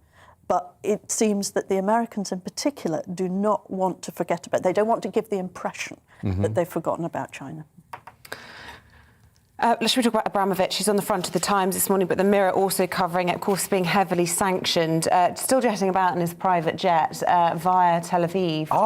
I'm not sure I believe this, right? I think this might be a bit of spin by Abramovich, and I'll tell you why. So effectively, he's now playing the victim. Oh, it's all very difficult for me. All my assets have been frozen, and he sat on some sort of a beanbag or whatever at Tel Aviv airport. But I mean, there's plenty of chairs behind him that are free, right? And I just wonder whether he got one of his mates to take this photo. Because, I mean, look, he is pushing a sob story, which is that he's completely innocent, he's done nothing wrong, he's being abused by the West. Well, the reality is that this is a man who has made 13.6 billion, whatever the number is. And, there are serious questions about how he got it. We talked in the previous press paper review about him potentially being involved in a £2 billion fraud. Now, look, I don't know the man. I'm not in a position to judge any of it. But it just seems... But this is a panorama investigation. This is going to be screened on the BBC. Yes, absolutely. But time and time again, now stuff is coming out about him. I mean, look, I cannot believe we're in a situation where all this money and all these dodgy geezers are knocking around. I think Chelsea fans, of which I'm not one, have every right to be deeply upset about the situation they've been placed in by him being permitted. And players, dare I say. Absolutely. Yeah. Well, I mean, look, it doesn't matter how much you earn. If you don't get paid for a couple of months, you're still not going to be. Yeah, but also lots very of them happy. will feel like the money they've been paid with is dirty money. And I don't think they'll be too worried about that. I don't know. I don't know. Right? Yeah, maybe. But it's a bit hypocritical to start looking at it now, isn't it? Yeah, I mean, how long has Abramovich been in this country? Plus, this money doesn't come from, like, yesterday. It's through the 90s. That's when the Russians got enormous amounts of money with corrupt privatizations of Russian utilities. And lots of people profited. Yes. And the line between what was legal and what was illegal, everything was chaotic, and it's very difficult to track down. So now we are turning around and saying, oh, this is all corrupt money. It's a bit late in the day. The reality is, as you say, we were happy to take it until we weren't happy to take it anymore. Although I think there is an argument that says, look, we were willing to put up with them until they invaded Ukraine. I don't know, but to me, it just feels to me, if Abramovich is a crook, and I don't know the man, but if he is a crook, then action should have been taken earlier. Yeah, and so you think optics might be at play there. Lots of questions in the Mail today about whether optics are at play with President Macron, trying to mimic Zelensky's kind of war get-up in his hoodie. And, he's famous, isn't he, Macron, for his beautiful, tailored, sharp blue suit, proper Parisian. And there he is, trying to look a bit more... He's got his military hoodie on here, and quite a swagger going on here. And of course, he's got an election coming up, hasn't he, Mary? I think this is my favourite story of the day, really, because Macron is sort of your ultimate early adopter, and he's the first one. There must be an absolute succession of national leaders now looking at Zelensky's huge success and saying, right, we want a bit of this. And of course, Macron, in a way, is first up. Partly because he is so image conscious, but also because he's got an election first. If Boris Johnson puts on tight-fitting military fatigue, I'm leaving the country. I'm leaving the country. I'm not having it. I'm not having it. It's not worth it, Eamonn. We'll get out of What a thought! What a thought! Oh, yeah, definitely not in his lycra, hopefully.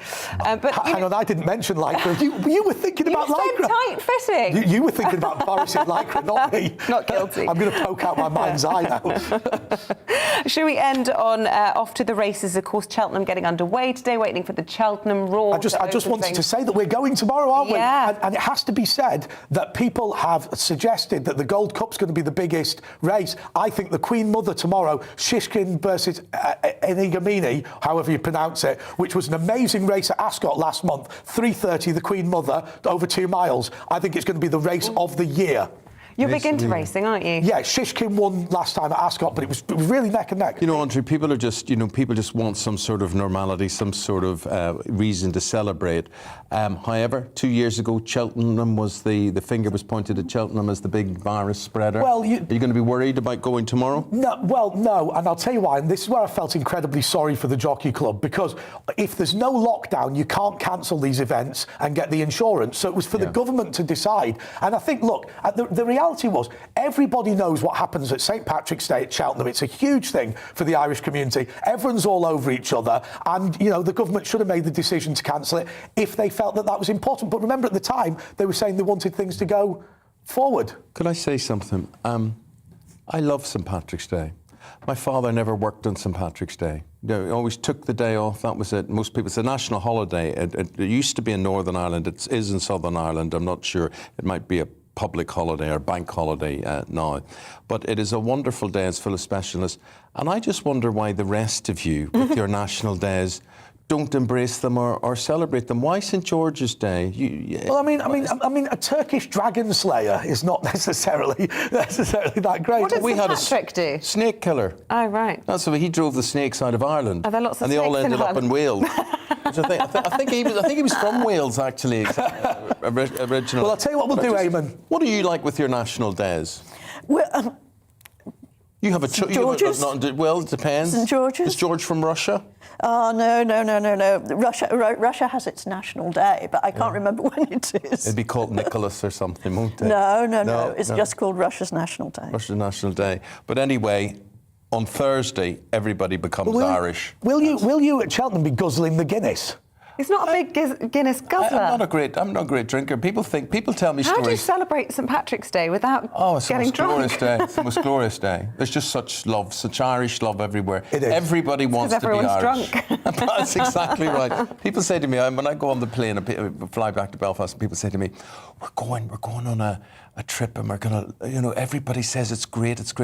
What happens is everybody gets full of drink. They get plied full of drink, and it doesn't matter how bad it is. They just think they had a brilliant time.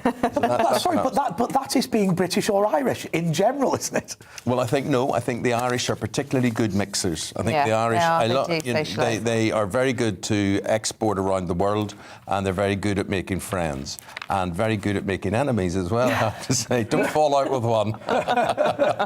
Duly noted. Look, it's been really lovely having you. Andre Walker, Mary Dejevsky, thank you both very much indeed. Thank you. Lovely talking. Just come back again. Yeah, do. Thank you.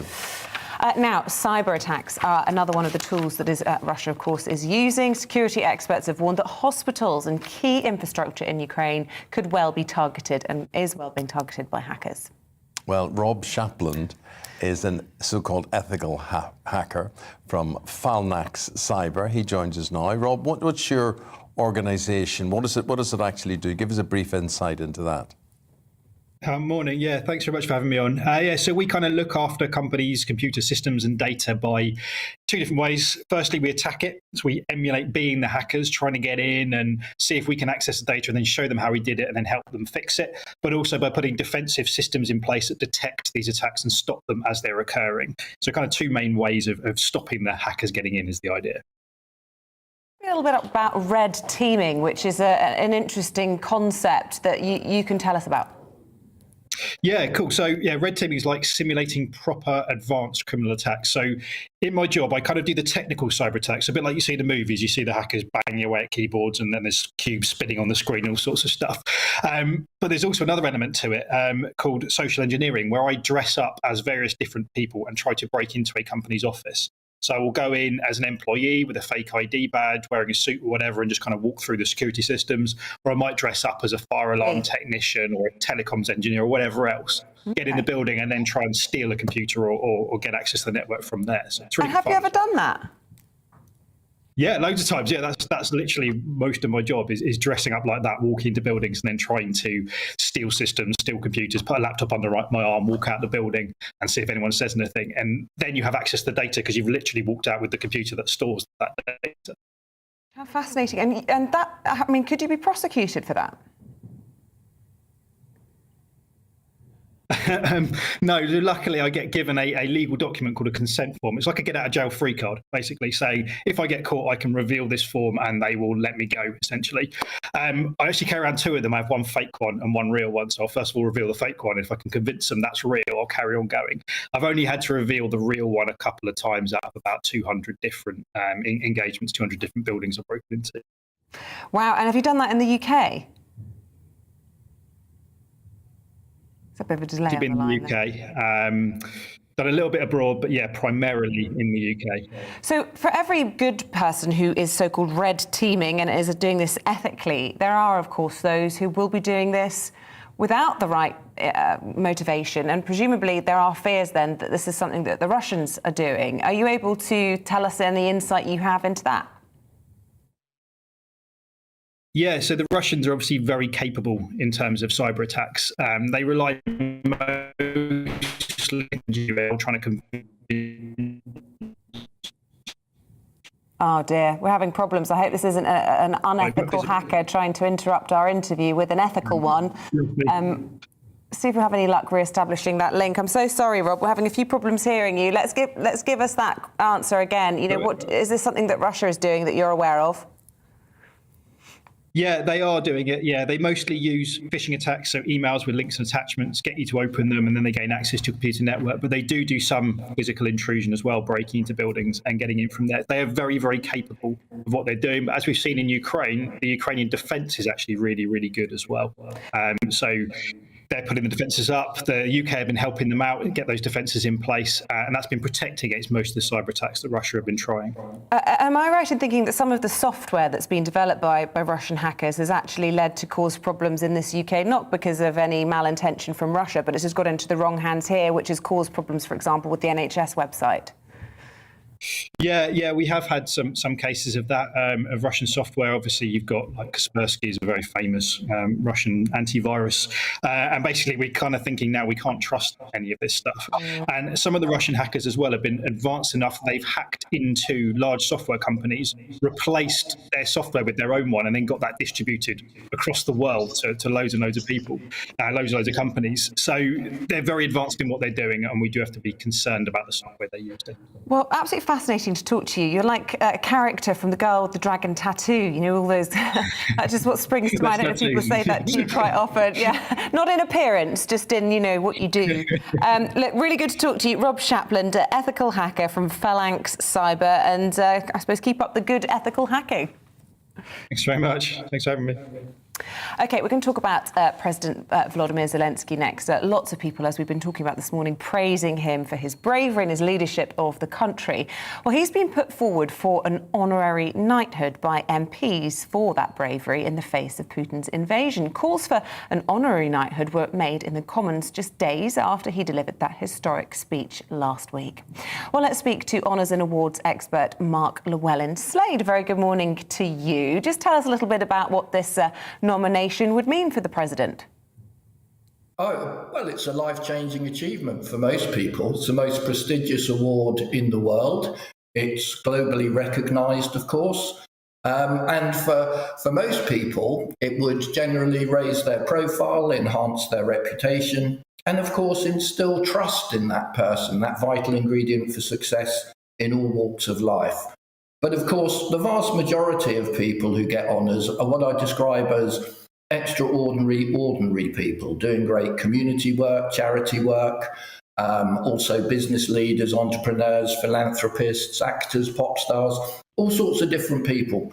But the one thing they have in common is they're all at the top of their game and they're leaders in their field. And I think we'd all agree that the president is certainly at the top of his game. He has done amazing things over the last few days and has got a massive challenge ahead of him. And to receive what hopefully will be a knighthood, the top honour, would hopefully motivate him to see this through to the end. And how would that decision be made then? You say hopefully. What might thwart his chances of getting that honorary knighthood? Well, anybody based anywhere in the world who's worthy of it can be nominated for an honour. You don't have to be a British citizen or even live here. But as you mentioned earlier, if you're not a British or Commonwealth citizen, then you'd receive an honorary honour, as it were, which means that he can still use the letters after his name, but he wouldn't be able to call himself Sir instead of Mr. if he received a knighthood. Now, it might be nice if Boris and the palace reconsidered that rule for him, given the magnitude of his achievements so far and what he's going to have to face over the coming days, weeks, and perhaps months. And just finally, if he is knighted, how would we address him? Would he be President Sir Volodymyr Zelenskyy, or what would his title be? He would be Sir, or President Sir, and his name. Yeah, absolutely. Yeah. We do like a gesture in this country. I don't know if that's something that will be what he would want. I know that he's famously said, isn't it, that I don't want a ride, I want ammunition, and he didn't want a standing ovation. He wanted a no-fly zone or to have the airs protected. But at least it's a nod, isn't it, to the amazing things that he's doing in Ukraine. Look, really good to talk to you this morning. Mark Llewellyn-Slade, an honours and awards expert. Thanks. Got any honours yourself? Have I got any honours myself? No, but I did go to a really good friend of mine who got an OB. I can't remember his name. It was a really boring party. He doesn't like to boast about it, really. So while you were doing that, I was out finding out what all of you guys were saying on GB Wonder where you went. News, GB Views at GB News. And Oliver saying, no salty snacks. Britain cannot be less salty. Bring back salty freedom. So that's what you want there. Yeah, Francis says, your feature on salt is ludicrous. Salt is unhealthy, ? It is not in capitals. It is vital. And your body deals with excess. Sugar is the problem. Well, Francis, we've been told. Your insides, Francis. That's all I would say. Who doesn't like a bit of salt on fish and chips? That is the perk of being British. Salty snacks. Says Halsey with that one. More salty snacks, more happiness. Not true, Poppy. Not true. No, it is true. But it isn't true, Isabel. It's like saying more fags, more happiness. People feel happy sucking on cigarettes, don't they? But it's killing them. But some people do need more salt than others. And I don't know what it is, and maybe a doctor at home can tell me this, but when I do early shifts, I get cramps in my legs later in the day. What do you mean cramps? Well, my toes could go into little claws and my... Like an animal? Yeah, and my calf muscles get stuck and I can't release them. And I'm told it's lack of salt. That's not an attractive sight, is it, really? What, my feet? It's just my claw feet. No, I mean, it's not attractive, but I'm told that I need to have more salt when I do early shifts. No idea why. Somebody tell me, am I very, very ill? Well, I'll get a packet of ready salt. Yeah. Do you remember the times we used to have crisps in the little blue bags of salt? Yeah, we used to be able to add them yourself. Yeah, salt and shake. Yeah. They were the best. And if you had a little bit of leftover salt, you could put it on your hard-boiled egg. Do you remember shake and vac? No, lost me now. You do the shake and vac and get the freshness back. You do have that disorder, don't you, where you hear any idea or anything, you seriously don't know what shake and vac is? No. Oh, they wouldn't have them at posh houses. Oh, stop it with this. You put it on your carpet. Oh, I do know what you mean. Yes. You dance to it as you do it. There you go. But you do have that disease when you hear anything and you have a song for it. That's it. I just finished it off in musical lyrics. Oh, you should go on The Masked Singer. Anyway, with that, we're going to take a break. We'll be back in a few moments' time with the very latest on all of the day's top stories. You do the shake.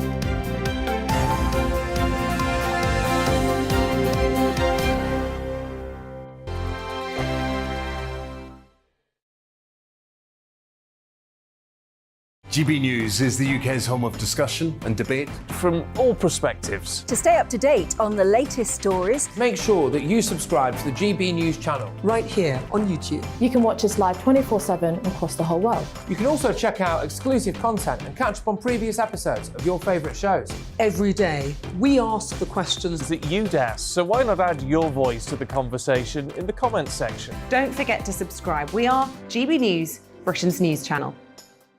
Every night at 11 on GB News, we bring you the next day's stories the day before. It's basically like time travel. If it's a big story, we'll cover it, guaranteed. But we'll also have some fun along the way. Big opinions, big laughs. Sometimes big hair. This is Headliners, the paper review show that won't send you to sleep like the others will. 11 p.m, 7 nights a week. Join us.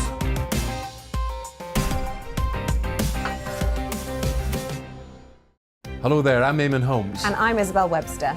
And we hope you can join us for Breakfast with Eamonn and Isabel. You make me laugh out loud, belly laugh. Is that important first thing in the morning? Yeah, absolutely. And there's me trying to be deadly serious. News is a serious business. Yeah, I have to rein you in sometimes. Well, it doesn't stop us laughing at it. It doesn't stop us having an opinion on what's going on. Yeah. And it certainly will not stop us reflecting what you think. Weekdays from 6 to 9:30 on GB News. I'm Dan Wootton. Join me Monday to Thursday from 9 to 11 for the feistiest and most fun news debate on TV, where free speech reigns. I'll bring you a sharp take on the day's biggest stories, bombshell newsmaker interviews, and A-list guests. And I guarantee you, no spin, no bias, no censorship, and no reason to go to bed. That's Dan Wootton tonight, Monday to Thursdays from 9 on GB News.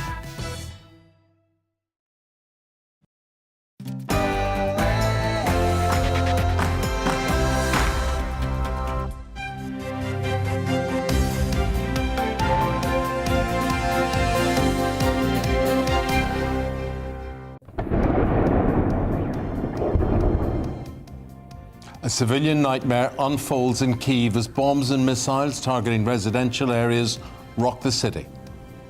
Good morning, it's 9 o'clock on Tuesday, the 15th of March. This is Breakfast on GB News with Eamonn and Isabel. We are live right around the world on both your TV, on your radio, and indeed not just both, online That's what I was as gonna well. say. Yeah. Both, that's three things now, right.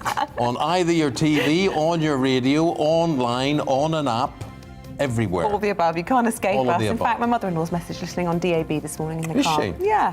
And then people would say to me, what is DAB? And then there's DAB Plus, which Yeah, there we're is on DAB as well. Plus, yeah. So there's just no escape. Just literally all over the airwaves.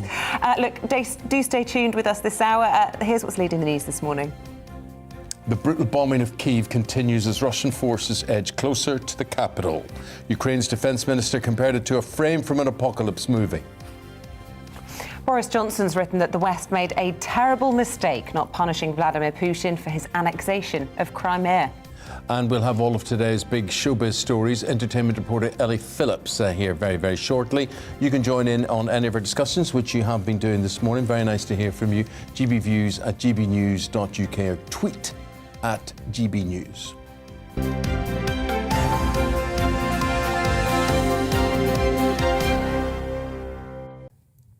Today, Tuesday, is day 20 of Russia's invasion of Ukraine, and the number of refugees has now reached almost 3 million, according to the Red Cross. Well, let's turn to our reporter Paul Hawkins, who's at a train station in Poland for us this morning. Look, the refugees just keep coming, don't they? 6 million displaced within Ukraine, but as we've been hearing, nearly 3 million over the borders. So what's the situation where you are? It's the lively, I think is how I'd put it, Isabel. This family over here, just in the background, this coach has just pulled up in the last few minutes, offloaded loads of aid from Italy, from Torino, and then we've been helping transport it over here along with the volunteers, and now it's going to take people away, including that family who've come from Ukraine. We don't know where, but they're on their way to Italy. And then over here, this bus is heading off to Warsaw. Warsaw, is that right? Yeah. Yeah, Warsaw at the moment, and loads of people have just got on it. In fact, if you look up here, there's a camera crew from somewhere else in the front. So there's a lot of activity happening around here at the moment, but To give you an idea of what people are going through, we can speak now to Inna and Victoria, and we're going to talk to her through a translator. Inna, thank you for speaking to us. Where have you come from and where are you trying to get to? Звідки ви, куди ви хочете поїхати? Києва, в We are from Kyiv. And we go to Spain. We go into Spain, Madrid. Okay. Why are you going to Spain? А чому в Іспанію саме? Тому що у нас там тітка живе. We have our aunt in Spain. Її тітка живе. And the Victoria's aunt, she lives in Spain. Okay, and how long has their journey been to get here? А скільки ви днів потратили, щоб доїхати сюди, з Києва? День. One day, from Kyiv to Przemyśl. Okay, and what was it like for you in Kyiv before you left? І яким ви бачили Київ останній раз, коли ви поїхали? Ще цілим. Yes, it was not totally destroyed, Kyiv. Okay, but you felt you had to leave because it was unsafe. То ви поїхали, тому що ви не вважали, що Київ небезпечне був місто. Її дядя наполіг. Because the uncle of Victoria said they need to left Kyiv to Spain. And aunt said that will be safe in Spain because she can study in Spain as well. And has she left behind family in Ukraine, especially, you know, maybe a husband? А ви хтось залишився ще в Україні у вас? Мама моя і дядя, брат мій. My brother and my mother, they stay in Ukraine. And are they safe? І вони зараз в безпеці? Не дуже, я поки ще спокійно. Now, yeah, it's safe, but you know, we don't know what will be the next. Вибухи, але... They heard some of alarms, some missiles and shootings, but now they're unsafe. Okay. Would she ever consider going to the UK, or does she know anyone that would consider going to the UK? Може, ви знаєте, чи хтось до Англії збирається поїхати? Чи у вас була така думка доїхати до Англії? No, I don't know. I don't have any friends who want to go to UK. Okay, Inna, thank you for speaking to us. Really Дякую за те, що поговорили. Дякую, Inna. Дякую, Victoria. Дякую. Thank you. You're welcome. Okay, there you go, Inna and Victoria, who are heading off to Spain. Lots of people heading off in different directions across Europe. UK definitely not the top destination, but as we know, 3,000 visas, 4,000 I think it is, have been approved. And of course, there are tens of thousands of British families that are willing to host Ukrainians if they choose to come. Is that a place of sorrow, that train station, Paul? How would you describe it? Often, even in normal times, airports, train stations, ports in general, can be places of such sorrow as people say goodbye. Happy when people say hello, but that's not what's happening. I think the most positive emotion from the train station is relief. Relief that they are somewhere safe, relief that they can sit down, that they can get a cup of coffee, that they can get something to eat, that they can get help, that the first stage of a potentially longer journey has been made. It's a kind of mixture of emotions, really. People are exhausted, they're weary, they're worried about the future. But I would say the most positive emotion is probably relief inside that train station as people try to make their onward journeys. Yeah. And Paul, what are people saying to you about how long they think it's all going to last? I mean, lots of people this morning have been talking about how a lot of the reason people aren't coming to Britain is because it's a long way away. They want to be staying vaguely close to that border, often because their menfolk are still in the country fighting for their country and for their lives. Yeah, that's a really good point, actually, Isabel. The longer the conflict goes on, obviously, the more people are going to leave Ukraine, and there is a limit to, the capacity with which Poland, Germany, France, Spain, the rest of Europe, even Romania, Hungary, how much that they can accommodate long-term those people who are leaving Ukraine. So, as the situation gets worse and worse, hopefully it won't, but if it gets worse and worse, then the UK probably will become a more favoured destination. And so, yeah, one would expect that people are going to make their way there. You have to say, I mean, there is a language problem as well. There is some similarities between spoken Polish and spoken Ukrainian, which is why, not just geographically, but that's another reason why so many people want to come to Poland. There are some Ukrainians that speak English. They tend to be younger, but the language barrier is a problem. Well, thank you so much for all of your insights throughout the course of the morning. We really do appreciate it. Thank you. Meanwhile, Foreign Office Minister James Cleverly has just been saying that it is obvious, in his words, that the Russian military isn't achieving its goals. Well, earlier we spoke to the former Foreign Secretary, Lord David Owen, who, by the way, used to be a doctor before he was a Foreign Secretary, hence some of the comments he makes during that interview about Putin's health. He talked about how the UK government is sanctioning Russia for its invasion of Ukraine. Take a listen. I was in business in Russia when this happened, and I started to get out and left Russia because I believed a country that could invade in that way was not one you could do business with, and you get sucked into their politics. But previously, I'd been there for 20 years and doing successful business and watching a transformation of Russia, and first of all Gorbachev and then under Yeltsin. And there was a tremendous mood of optimism. And let's face it, at one stage it looked as if Putin would be carrying on that modernization and even looking at the question of whether Russia should join NATO. I don't think we are getting it wrong. I think NATO is acting extremely well. It's a very difficult line to define. We are a defensive organization, but I'm very pleased by the way the British government went right to the edge, judged it rightly, that we could, under that definition, supply defensive arms, and there is very little doubt in my mind that supplying those handheld missiles that could hit tanks has made a very big difference to this battle. And it seems to me that NATO has to walk this very fine edge. We've got to remember, we are not and do not intend to let anyone use this Ukraine issue as a start of Third World III. The really important thing that has happened just in the last few days, really, is the change of attitude in Germany. Germany was, after all, having a second pipeline under the Baltic Sea, and a lot of people in the world criticized them. They were completely oblivious to criticism. This new coalition government has said that that is suspended. They have realized we are in a completely new order of politics. They're increasing their defense spending, and they are now supplying defensive weapons when they blocked other NATO countries in the Baltics, supplying them because they were German in origin to Ukraine. So the biggest, richest, and in many respects in this part of Europe, the most important EU country is behaving very differently, and it's a very great tribute to their new political cabinet, new government, that they are prepared to reassess and become now a fully engaged NATO member, and that's a huge improvement. I think we must get out of the habit of linking Putin with Russia. He is, of course, in control, but he has increasingly used autocratic methods. Russia is no longer the democracy that it looked as if might emerge post-Yeltsin. And there was optimism of Putin in the early years. I don't believe this view that Putin has been irrepressibly evil throughout his whole life. I don't think that. I think there was a change in the man.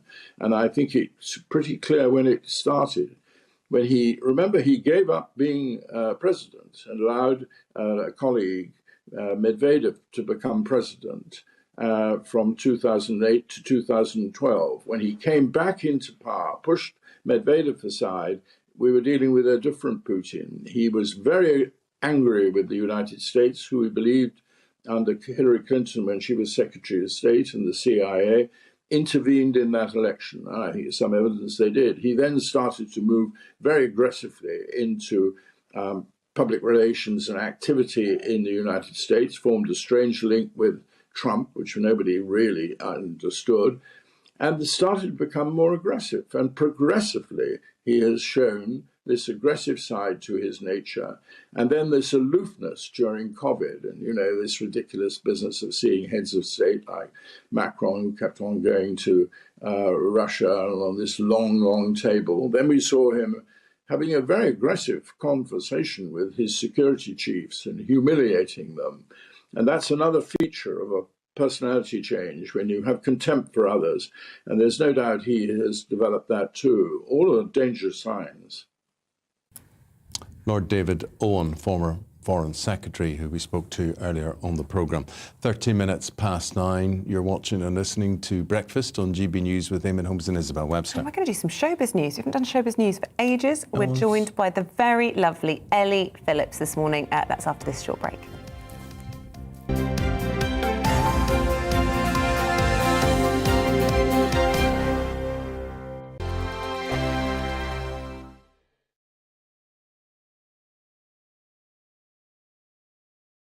GB News is the UK's home of discussion and debate from all perspectives. To stay up to date on the latest stories, make sure that you subscribe to the GB News channel right here on YouTube. You can watch us live 24/7 across the whole world. You can also check out exclusive content and catch up on previous episodes of your favourite shows. Every day, we ask the questions that you'd ask, so why not add your voice to the conversation in the comments section? Don't forget to subscribe. We are GB News, Britain's news channel. Every night at 11 on GB News, we bring you the next day's stories the day before. Basically like time travel. If it's a big story, we'll cover it, guaranteed. But we'll also have some fun along the way. Big opinions, big laughs. Sometimes big hair. This is Headliners, the paper review show that won't send you to sleep like the others will. 11 p.m, 7 nights a week. Join us.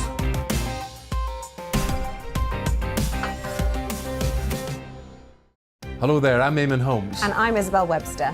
And we hope you can join us for Breakfast with Eamonn and Isabel. You make me laugh out loud, belly laugh. Is that important first thing in the morning? Yeah, absolutely. And there's me trying to be deadly serious. News is a serious business. Yeah, I have to rein you in sometimes. Well, it doesn't stop us laughing at it. It doesn't stop us having an opinion on what's going on. Yeah. And it certainly will not stop us reflecting what you think. Weekdays from 6 to 9:30 on GB News. I'm Dan Wootton. Join me Monday to Thursday from 9 to 11 for the feistiest and most fun news debate on TV, where free speech reigns. I'll bring you a sharp take on the day's biggest stories, bombshell newsmaker interviews, and A-list guests. And I guarantee you, no spin, no bias, no censorship, and no reason to go to bed. That's Dan Wootton tonight, Monday to Thursdays from 9 on GB News.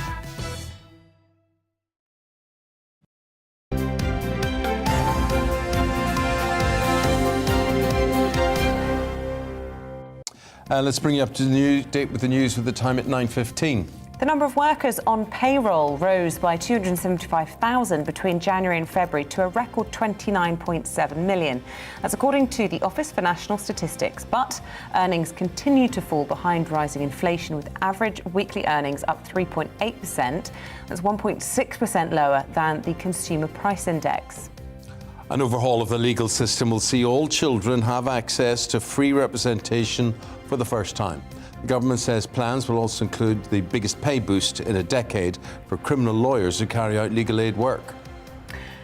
National lottery operator Camelot is to lose its licence after 30 years. The Gambling Commission announced they received the highest number of applications since Camelot was awarded the licence in 1994.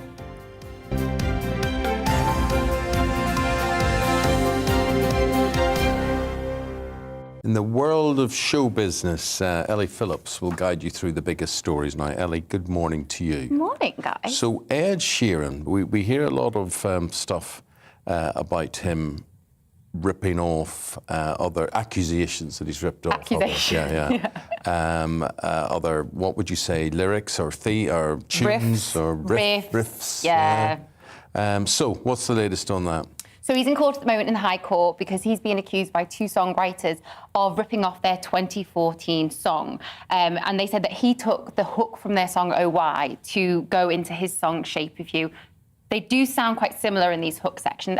There are similarities, but basically what's happened, the next update in it is that Sammy Chokri, who is the one who's been talking in court saying that he ripped him off, is saying that Ed's lawyers have been belittling him in emails, kind of playing down when he's addressed the issue and said, you know, I think you've taken off my song here, that they belittled him. And he's saying that he's basically lost all respect for Ed, that he used to respect him, he doesn't respect him now. Gosh, it's I know. so ugly, isn't it? It's really ugly, but the thing is, it does make sense to me that these two guys are going to court for this because Ed previously paid out £5 million to another songwriting duo who claimed that he he plagiarised their song. So there's kind of a precedent there where they're like, well, if he's going to pay out £5 million to someone else, let's try and get a bit of that money. Well, yeah, gosh. OK, so that's ongoing. And let's talk about Lewis Hamilton, shall we? I wonder what people's views are on this. I mean, it was a lovely tribute to his mother. He's decided to include her maiden name in his surname. Yes. But, you know, is that a bit odd?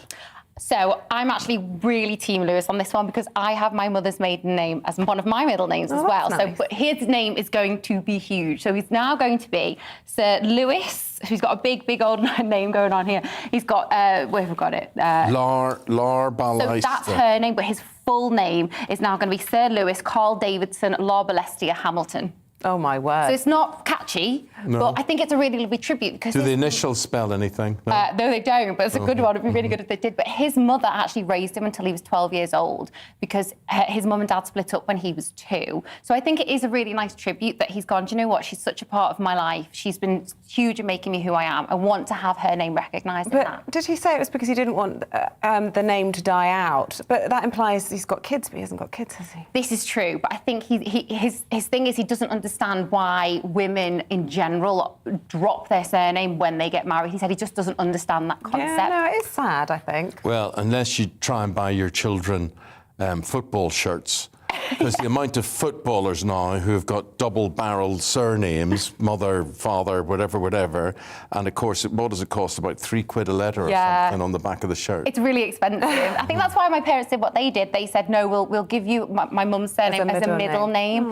But your mum's surname wasn't necessarily her mother's surname, of course, so it all becomes, where do you draw the line? It's all named in the male lineage. There you go again. Covered in pen. I lost one yesterday. Did you? I came out here and I thought, you've either stolen my pen. I missed your pen so much. I had to take it home. So much. Kim Ye. So I'm confused. OK, they're doing this new show, the Hulu series of the Kardashians, but I thought the Kardashians had finished. So, wait a minute, what is Hulu? So Hulu is an app streaming service. So it's kind of like, think of like Netflix, but it predominantly has like young shows on it, kind of reality shows. Right. So it didn't wrap up then? They just stopped doing them on E? So they stopped doing it on E, but with E, it was Keeping Up with the Kardashians. Yes. That wrapped up in June. Now on April 14th, they're going to launch The Kardashians. So it's the same concept essentially, but it's a new show. So did they just decide that they didn't want to stop? I think perhaps they got a better deal from Hulu. Or they were stopped and someone said, no, there's money in this, so we can... Well, I have to say, I, for one, am delighted. Mm-hmm. Yes. I can't wait for some more Kardashians. You know, it's going to be great. So they dropped the trailer last night, and it's a bit Mafia-esque, I'm not going to lie. Yeah, because Kris Jenner, who's the momager, she's in charge of all these women, she's like, never mess with the family, and it's very much like... You know, this is about Kanye and... Yes. So obviously this is all in the backdrop of Kim Kardashian and Kanye West having their divorce. And Kanye said that my career was over, it's going to be over. So that's in there. You've also got Khloe Kardashian, who is in the middle of a lot of baby mama drama, baby daddy drama, because her partner... There he is. Here he is. He had a love child behind her back. Another one. Yeah, another love child. So a lot of... She has him back. Has she taken him back? So we don't know this at the moment. Oh my gosh. Yes. So this is all questions that are up in the air, but they're all going to be addressed in this new series. So I think it's come at a really good time for them because a lot has been going on behind the scenes as well while this is happening. Because we're all going to play glossing over loads of stuff there. I know. Courtney wants a new baby. She's engaged. So much happening. Kylie's had another baby. So Kylie's pregnancy is played out on this as well. We see Kylie being really pregnant, which is new because in her first pregnancy, it was obviously completely secret. So she's saying about how you know, this is very public and she's followed by the press. And like you said there, you've also got Kourtney Kardashian in it. She's engaged, she wants a baby, and it's how that's playing out with the father of her children. She's already got 3 children. There's a lot going on, but you do have 6 very strong female characters in this. And I think they're characters because they do play up to it. Although you say 6, I mean, no one ever mentions Kendall. Has she done anything since the last season? She's got a boyfriend. Oh, well done. Yeah, so maybe he'll be in there as well. You never know, another basketballer. Have you heard about the big new family series on telly? What's this? At Home with the Holmeses. Oh, I would totally watch The this. money they're bidding for that one. Oh, is it mega? We saw a glimpse of that on This Morning, didn't we, to be fair? Well, yeah, exactly. Well, they're lost, basically. They're lost. Exactly. Yeah. So then we've got, so that's Kim Ye's. Now, the Remarkable Woman Award. Yes. So this was brilliant. So this is Stylist Remarkable Woman Awards. It took place yesterday at the London Hotel, and it recognises women who excel in their field. So it was a mix of celebrities and then also campaigners as well. It was amazing. A lot of amazing characters on the red carpet showing off their fashion. Mel B was there, and she won the award for Fearless Future Prize because she's actually a women's aid patron, and she released in 2018 her memoir, which is called Brutally Honest. And so she accepted the award for her work to help domestic abuse survivors and domestic violence victims. And when she accepted the award, she actually made a really nice speech. She said, "I don't take this award just for me. It's for every woman and every survivor I've spoken to that makes me feel like I'm not crazy, because the recovery when you leave any kind of abuse, I still feel the pain of that every single day. This is the ladies that don't have a voice." I went to a women's aid event where she did a speech and she outlined all the abuse she'd suffered. Yeah. I hadn't really realised the extent of it. I mean, she was really badly suffered domestic abuse in front of her children and all sorts. So She's right about that point. I went to Women's Aid Hostel a year ago at Christmas time. Saddest thing ever. Saddest thing ever. About controlling and manipulative male partners. Yeah. And just people wouldn't understand the violence involved and the fact that it is violence against children as well. And thank goodness there are organisations, you know, people like Women's Aid, people like the Salvation Army there for that sort of thing at all. But you know what? It's a big secret. It's a big secret. People really don't want to talk about it. And that's why this is important. Yeah, there's a shame element, isn't there? And the fact that she said it made me feel like I'm not crazy. That's part of it, isn't it? These abusers make people feel as though they deserve it. It's their fault that they've been misbehaving. And sometimes it's the coercive control, and it's not necessarily the physical violence, it's the threat of the violence, it could be the financial control. There are so many elements that play into it. And I think having people like Mel B stand up, speak out, you know, show support for women and kind of open up the conversation will make other women feel like if they're going through it, that they can actually reach out for help, talk about it and understand that what they're experiencing isn't okay and that other people have been through it and survived. So I think that's really, really powerful. But there were other winners on the night that were incredible. We've got a lot of celebrities there. So Emma Raducanu, she won the Sports Award. Saran Jones, she won the Actor Award. But you also had all these change makers as well, which was incredible. Ruth Madeley, we saw one of the pictures of her there on the red carpet. She's a disabled actress. We also had the writer Bernadine Everistow. She was the first Black British woman to win the Booker Prize. So she was there, she was acknowledged. And so Masara, who's an activist. Ellie, thank you for all of that. That was Ellie Phillips with your Showbiz News. Eamonn and Isabel with the rest of the news, and we'll be back tomorrow to do it all again. Thanks for watching. Bye-bye.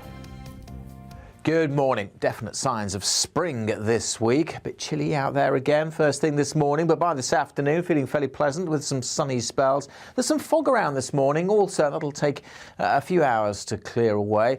There are weather fronts surrounding the UK, but not many of them today providing much rain. This one is approaching the northwest, and we are going to see some soggy conditions and windy conditions too across the Western Isles, and that rain will trickle further across the Highlands and into the west of Northern Ireland, but probably not reach Belfast until this evening. The rain probably not reaching Glasgow until this evening as well. So much of Scotland, certainly most of England, Wales, dry and bright today, and with plenty of hazy sunshine. Feeling pretty pleasant by this afternoon. It is a chilly start. It'll take a few hours for the fog patches to clear, but look at those temperatures. 13 in Manchester, maybe 16 in London, 15 in Cardiff, 9 or 10 in Glasgow and Belfast, and we will see that rain just trickling in here during the course of the evening time, eventually spreading towards Edinburgh also. And at the same time through tonight, the threat of some showers coming up from France with more cloud around as well. It's going to make for a different day on Wednesday. It means it won't be as cold